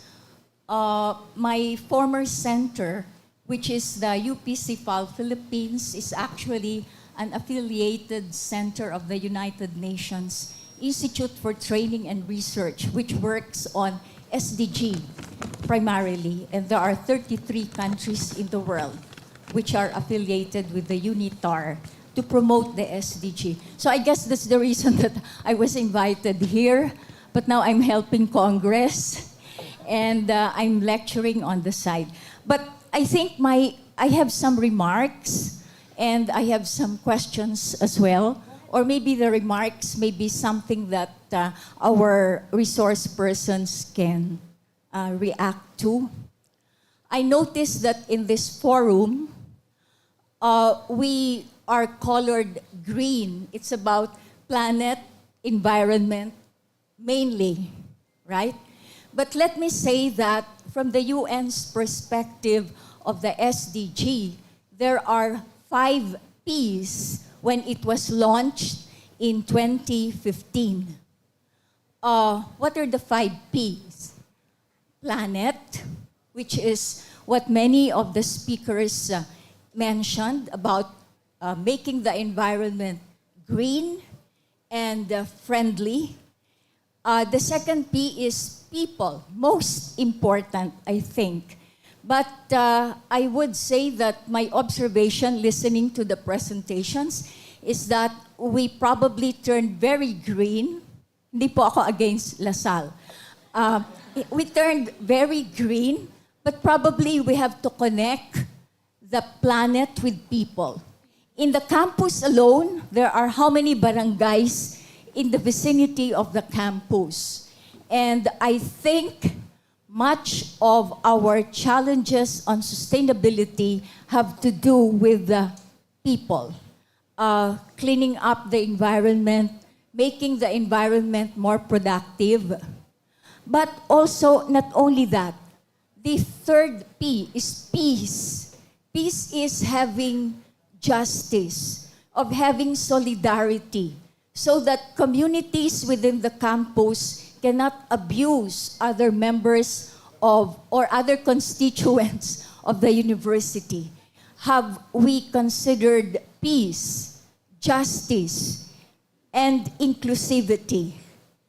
I think, what's the other P? The other P is prosperity. I'm happy to hear that in one case, the IKEA, which I'm very fond of, and I'm a good customer of IKEA. We all are now. The prosperity, I like the case because it shows how jobs are enhanced, are promoted by partnering with local players such as Rags to Riches. I also used to patronize Rags to Riches before it was evicted from the town center.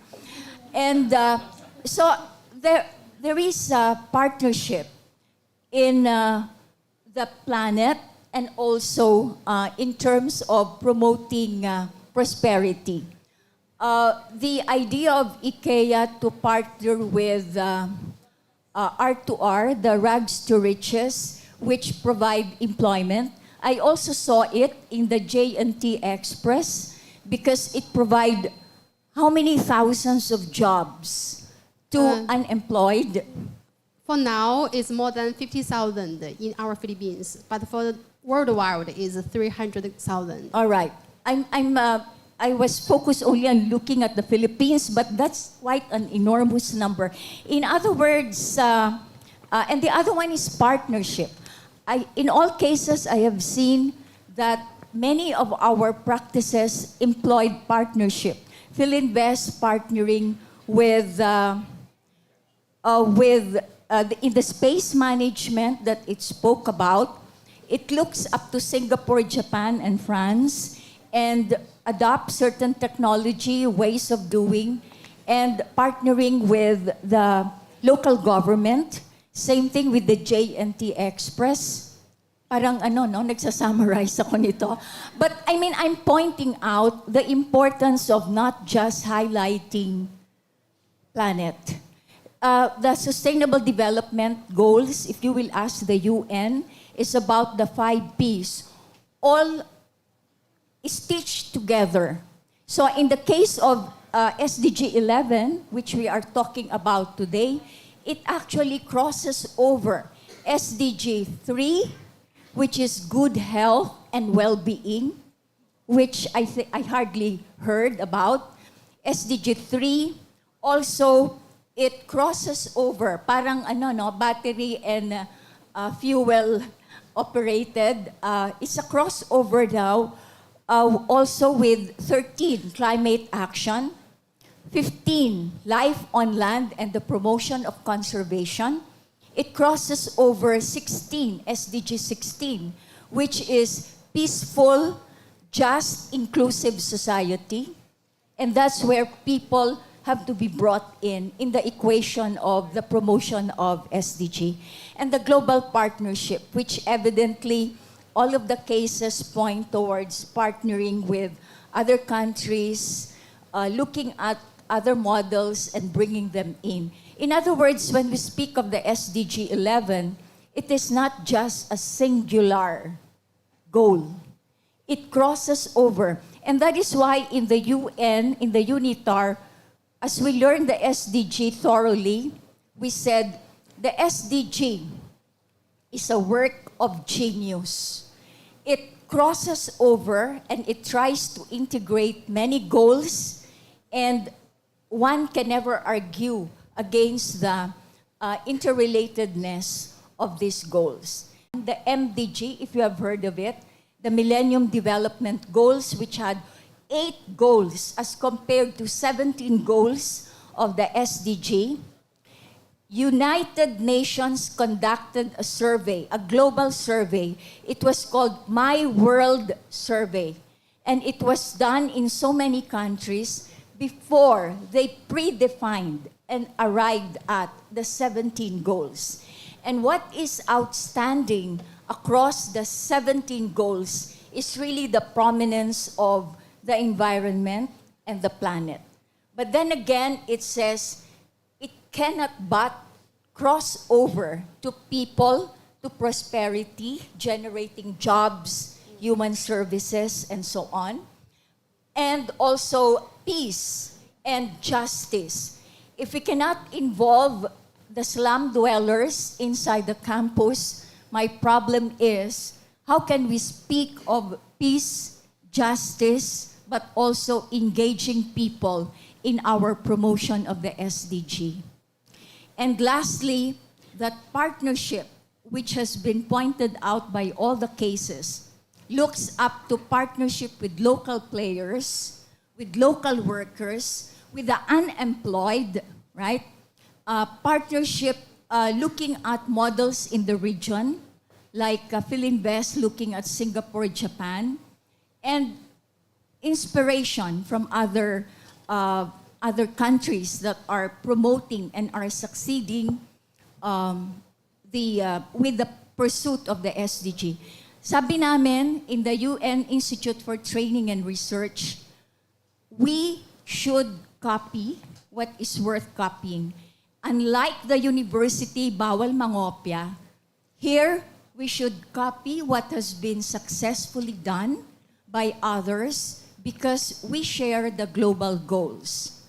So, having said that, the interfacing, the crossover, to me, it's a work of genius indeed. We only have 7 more years left to be able to pursue SDG. And we have to see what is down on the ground, look beyond the environment, look at people, look at the, how we obtain peace and justice. Because unless we do that, there will always be a problem with the way that people manage the environment.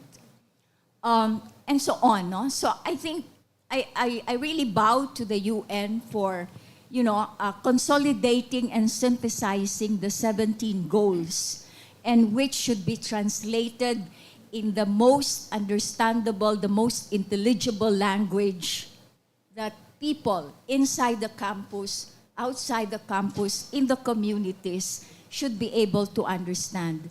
We are an elite community in a sense, but I think ang dami dun sa paligid natin, dapat ma-contagious sila, magkaroon ng contamination dun sa SDG. I will stop there. I did ask a question, but I can go on.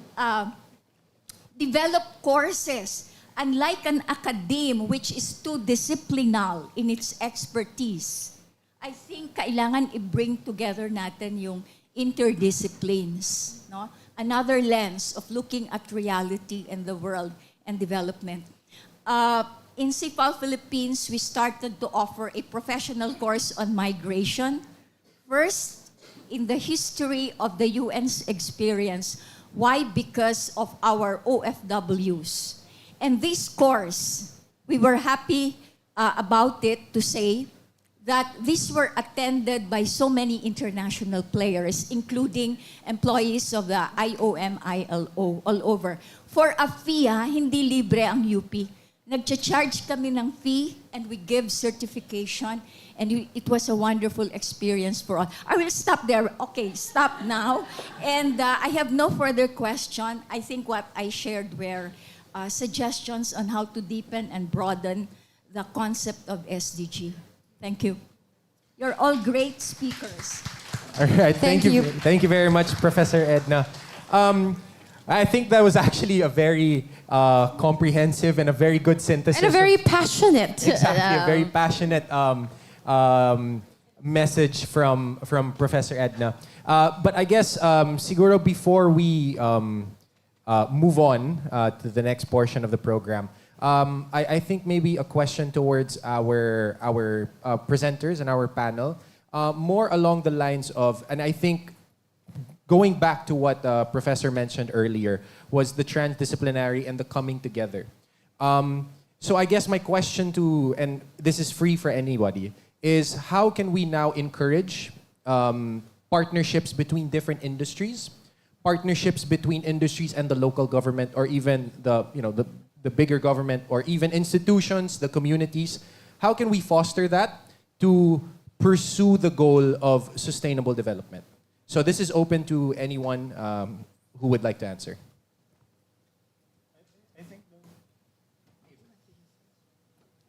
I think it's always the most important thing is always taking the first step.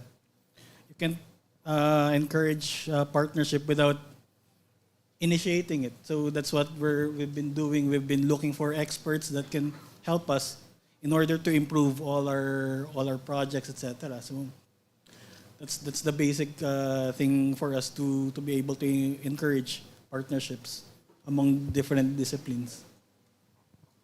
And I think this could be a start. Like, we're all here now. Yes. We can just, chat each other, what are your initiatives and all, and start that relationship and keep the conversation going.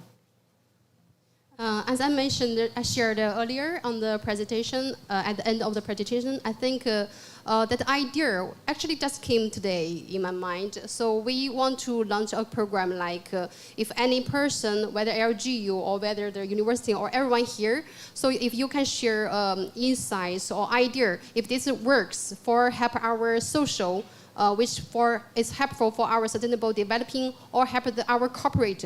Once your ideas get taken, so we can award give award or bonus. I think that this is what J&T we can contribute.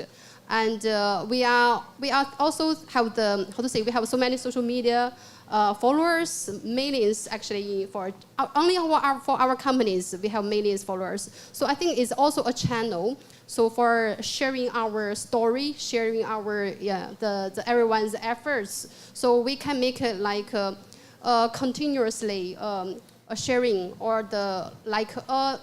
I think everyone can speak for this. So we can pick up different story for how you contribute, how you make efforts about this, and we let more people to hear and watching the story. Thank you. Yeah.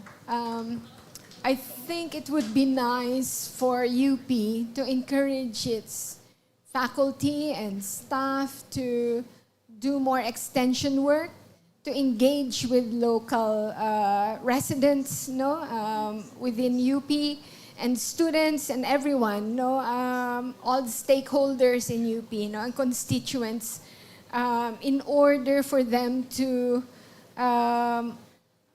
have a holistic view of environmental protection. It has to be sustainable use. There has to be appreciation of the natural environment, respect for it, and such.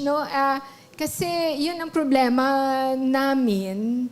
That's our problem because some people who are from outside would enter the university, and some of them do not have that respect for wildlife and the environment, and there would be trash all over the lagoon and doon sa may sunken garden. And there have been incidents of hunting, can you believe it, within the campus. So these are things now we are trying to prevent. Hopefully, we are successful at reaching out to more local people, residents within the vicinity of the campus. No? Yun siguro. I do have a question, and this might be a little bit of a controversial question that I even asked Sam yesterday when we were sitting and listening to the panels. Right now, it looks good for companies to have that. We're sustainable, right? If you notice, everywhere, commercial, everybody has, we're sustainable, we're going green, environmental, and it's a bandwagon of sorts now. It's like it's as if it's a requirement. It's part of marketing to be sustainable. How do you, and if it gets more people to have an awareness because it's marketed that way, then great. But in each of your companies, especially for our three guests in the middle, because you do belong to a commercial industry, is there a way wherein it's, I guess how do you safeguard that even when you say you are sustainable, is there a committee that really checks how sustainable is sustainable? How do we, kasi madaling sabihin na sustainable kami, ito yung efforts namin, because that's a marketing message. But how do we safeguard the genuineness of that message? For Filinvest, from the mother company point of view, we already are streamlining sustainability efforts. There's this chief sustainability officer that's championing this, so to ensure that every effort from the mother is cascaded to the different companies. So coming from Prof's comments as well, so I took notes. Planet, we're doing our little efforts. Day-to-day operations. Whatever small thing that you can do, whatever change that you can do, it will build up eventually. And natakot ako na 7 years na lang pala, ma'am. So, marami pa tayong trabahong kailangan gawin. So, each of our company can't do it alone. That's why this is a very good platform for us to work together. Kasi it's a very big task for us to be able to accomplish it. So that's Planet. For people, we're very inclusive in our company. We value women empowerment. Our president is Miss Catherine Nilagan for Filinvest Alabang, and top management is very well represented. The LGBTQ is very well represented. Moving on to prosperity in terms of the job, we're very lucky to have an LGU that supports jobs for the lesser fortunate constituents. So we have an ordinance in Muntinlupa mandating the different companies to employ at least 70% of your workforce that should come from Muntinlupa. So that's it. Thank you, sir. Yeah, for honestly to say, so we shared something we already done for the sustainable developing, but actually I think it's really not enough. So we need to continuously, as the marketing developing, especially the e-commerce developing very fast, it's rapidly developing. So there's more parcels or some plastic using, a lot. And now, actually since now also we did something is like we encourage about the sellers, they do use the recycled materials to packaging, or when the customer receive the parcels with packaging, they keep the materials for next time delivery. Yeah, so they can reuse it. So this is some programs we cooperation with our clients. And another is like I think about the technical, advanced technical can also helping for our sustainable developing. So like what I shared, the EcoSacs is with a chip. So maybe everyone's phone has a chip, but have you heard about a bag or a sack with a chip also. Actually, this is the world advanced technology. So it can tracking these materials using in wear and can recycle use. So not only about the sex, but also we are consider for use the system, all the technical developing for other works, like we are now developing and checking about the progress is about the e-file signature, if you heard about this. So now you know every documents we print, we sign, and when sent to the notary, so it's a long term. Also, so many customers and so many people signing. So we hopefully future we can through the technical can solve this kind of useful about the papers. Yeah, so that's what we are working on, and we will continue. Thank you. In IKEA, we have a sustainability dashboard. Earlier, I mentioned that we have 3 commitments: healthy and sustainable living, fair and equal, and the climate circular and climate positive. So from those 3 commitments, we put it in the dashboard, and each of the departments or each of the coworkers has to contribute on what actions are we going to do to fulfill that commitments come 2030. And then we're measuring where are we every year, so that we know what else can we do. And from there, we don't really have to communicate everything that we do. But when we find things wherein we can inspire other companies or other individuals, that's when we really want to come out and talk about it. Because as what Don mentioned, one company cannot do it alone. We cannot build a fortress sa amin na, we're doing all these things, but kami lang. But we have to have the help of other people, and even the individuals, customers, and consumers. Yeah, everybody maybe has to put a contribution. Definitely. All right, so I think just one more question to wrap up. And I think kind of just bringing it back a little, because I think a lot of what we've been discussing is very top level. So I think just kind of bringing it back, especially for those who are here with us today. So it's actually very great that a lot of industries and companies and institutions are really pushing for SDG. But the reality of it is, honestly, the results of that we probably won't even get to experience, when that happens. And so the importance of it is definitely a torch that has to be passed on to the next generation. And of course, for the youth that's here today. So as part of that, what do you think is an important, whether that's a message or whether that's that responsibility, what exactly is that now that we are passing on to the next generation as they now continue the efforts that we are putting in place to start and maintain sustainable development? So maybe we can start with Professor Carmela, and then we can just run through all the way to Sir Don to wrap up the discussion.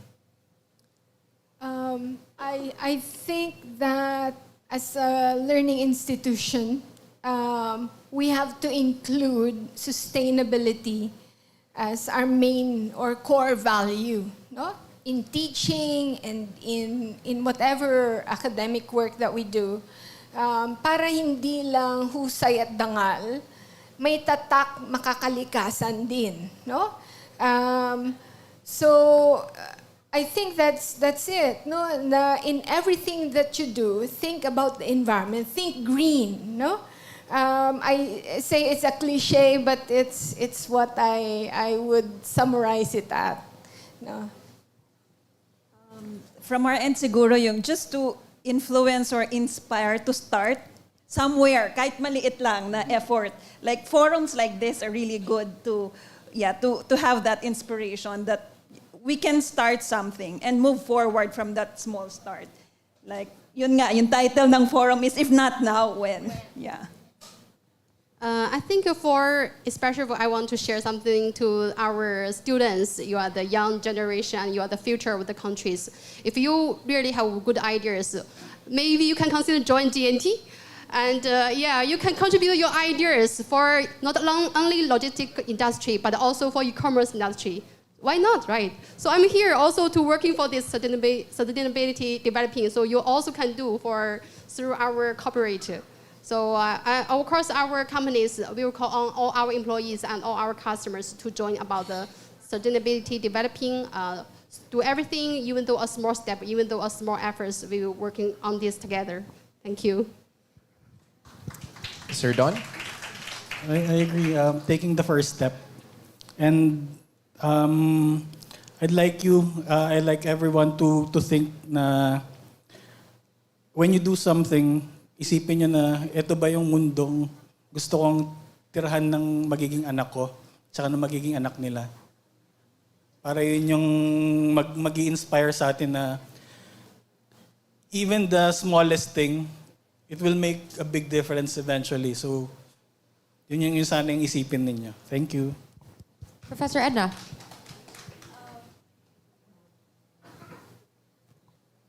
I think I'll speak as an academic also.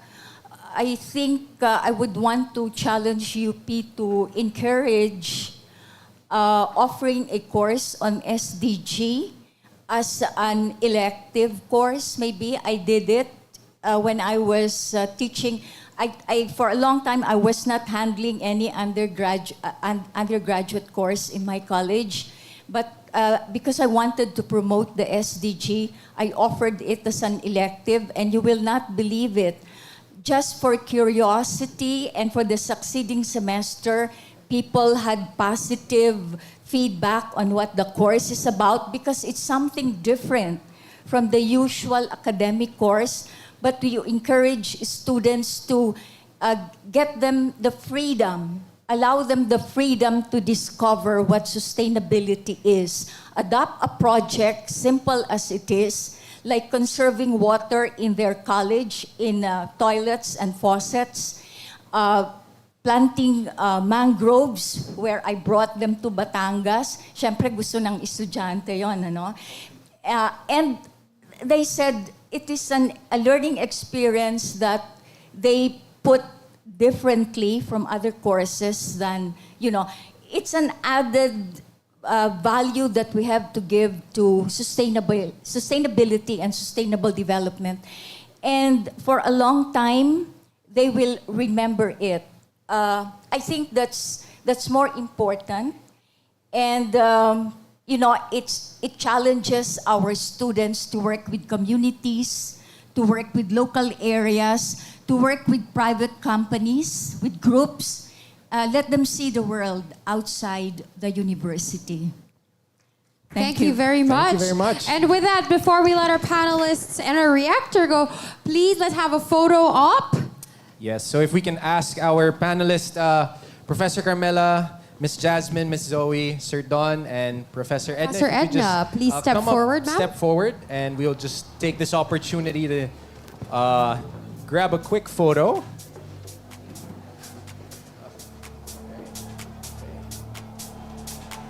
All right. Okay, sige. We are just moving out these chairs. Sorry.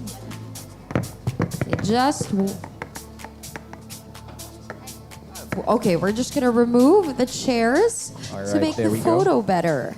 And if we can ask our panelists to move forward. There we go. Okay. Okay. Smile. We're gonna ask also people from Manila Bulletin to join them. We do have Mr. Philip Kuonyeng, the project lead of the Manila Bulletin Sustainability Forum, Mr. Jordan Tan, head of the Manila Bulletin Business Development, and Irish Lorenzo, the head of Manila Bulletin brand, to please join our panelists and Professor Edna on stage. And also, we have the Chancellor of the University of the Philippines, Diliman, Chancellor Edgardo Vistan II, to please join the picture.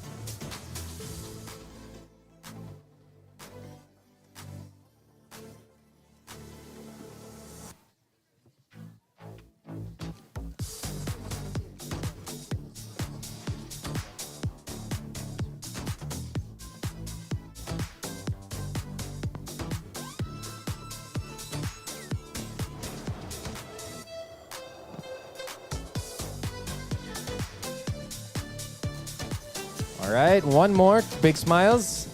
And there we go. Thank you very much, Ms. Jasmine Cruz, Ms. Zoe Chi, Sir Don Ubaldo, Professor Edna Ko, and of course to Manila Bulletin. Thank you to all our panelists. And right now, we would like to turn over the microphone to Chancellor Vistan to give the closing remarks of our Sustainability Forum. Okay. All right, ladies and gentlemen, the Chancellor of the University of the Philippines, Diliman, Chancellor Edgardo Vistan II, for the closing remarks. Thank you very much and good afternoon to everyone. This second edition of the Manila Bulletin or MB Sustainability Forum challenged all our participants with the question, if not now, when? And elicited from our session speakers and reactors how various institutions are addressing the urgency to go sustainable. As I noted in my investiture speech last October 27, and as similarly observed by others during this two-day forum, actually just a few moments ago as well, the things that we're experiencing, the pandemic that was recently declared finished or ended, and the evident changes that we are seeing in our environment highlight the need to pursue sustainable development more aggressively and systematically. Whether on account of these phenomena or the fast approaching year of reckoning for the goals set in the 2030 Agenda for Sustainable Development, it is indeed crunch time, and we should really have a sense of urgency in working towards sustainability. Pursuing sustainable development more aggressively is one of the three strategic directions that the UP Diliman administration will be pursuing under my watch as Chancellor. For this reason, it was a no-brainer, as they say, to engage with Manila Bulletin when Philip Kunjeng, together with Irish Lorenzo, brought this possibility of partnering with us for this iteration of the MB Sustainability Forum, the second forum of its kind, but the first, I believe, that is in person or face-to-face, was held face-to-face. The MB Sustainability Forum is not only aligned with our university sustainability agenda, but also allows our faculty, students, and staff to engage with counterparts from the public sector, industry, and non-governmental organizations on various fronts. The goal is for everyone, even our speakers and reactors, to learn and impart knowledge, views, and best practices on sustainability. And based on the number of both our in-person and online participants, despite the transport strike, and the quality of the presentations and exchanges during the forum sessions, I believe we have achieved this goal. So as we close this two-day forum, I join Manila Bulletin and all our co-presenters of this forum in thanking all our participants, speakers, reactors, and institutional partners for making this year's MB Sustainability Forum successful beyond our initial expectations. On the part of UP Diliman, we profusely thank Manila Bulletin for allowing us this opportunity to be your academic partner for this year's MB Sustainability Forum. This year's forum focused on the urgency of pursuing sustainability, as I noted earlier. This is only one dimension of this grand endeavor. As we have all pursued sustainability through various programs and projects, we all know the complexity and the constantly changing manifestations of the problems we are trying to address. What we are doing now with a sense of urgency may prove to be not enough in due time.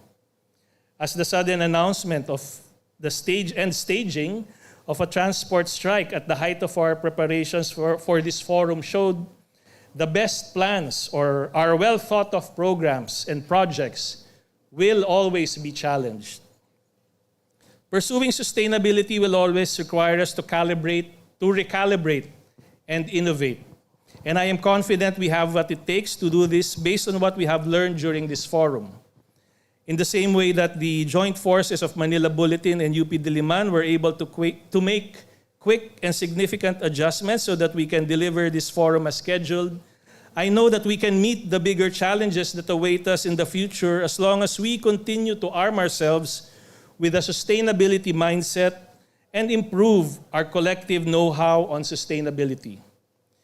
We are entering a new year during which we will further develop this know-how, and I hope to hear from all of you again about your experiences in pursuing sustainability in next year's forum. Muli, thank you very much. Marami pong salamat sa inyong lahat. And as we say here in UP, padayon. Thank you very much, Chancellor Vistan. Thank you, Chancellor. Okay, everybody, that is it. Congratulations to everybody for witnessing and completing the Manila Bulletin Sustainability Forum 2023. We hope that you learned something. Yes? Sige nga, anong natutunan nyo?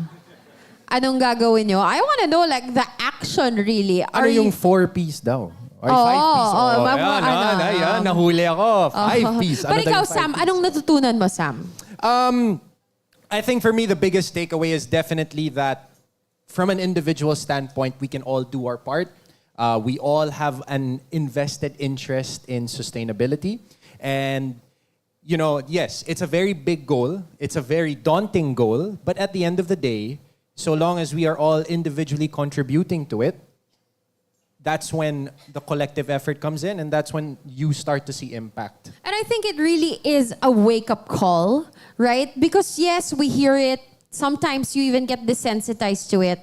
And we still use plastic straws, plastic bottles.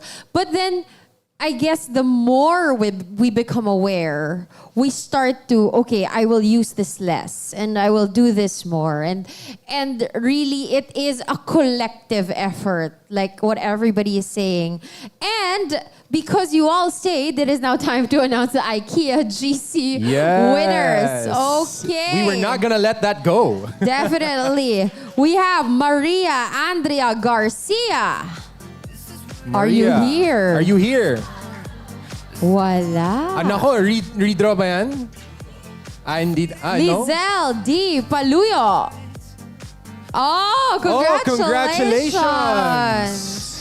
Joanna M. Anda. Joanna Anda. Right there. Oh. All right, congratulations. Parang shy yung mga IKEA winners natin. Ba't kayo shy? Kanina sa Coke, ang yung lakas Coca-Cola, woo! Tapos yung IKEA parang...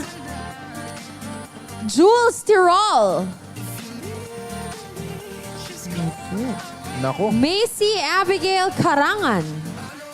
No, there we Shy go. din siya. Okay, congratulations. Parang in shock kasi. Parang, I can't believe I won like that. Okay. Wow. But really also, please do check out the Manila Bulletin Facebook page because we have posted the list of winners. Check out the winners for the MB Sustainability Forum 2023 raffle on the Facebook page to claim your prize outside the hall. And that is it, really. That wraps up everything for today. Oops. Yes, it does. So, just to summarize, guys, I hope that you all, again, I hope you all learned something. I hope that you all have something to take away as we go home and also as we, start to live our everyday lives with our friends. And just remember that we can also be a part of the movement to go sustainable and leave a lasting legacy for a brighter future. I'm Mika Pineda. If not now? Okay, we will see you next year. Have a beautiful day. Stay green, care for the planet, and care for the people. Thank you. Bye, everybody. Wait, you didn't say goodbye. Your name. My name is Sam Thurman. She closed that off perfectly. Sorry, I forgot. I wasn't gonna bump into that. But thank you very much, guys. Have a wonderful afternoon.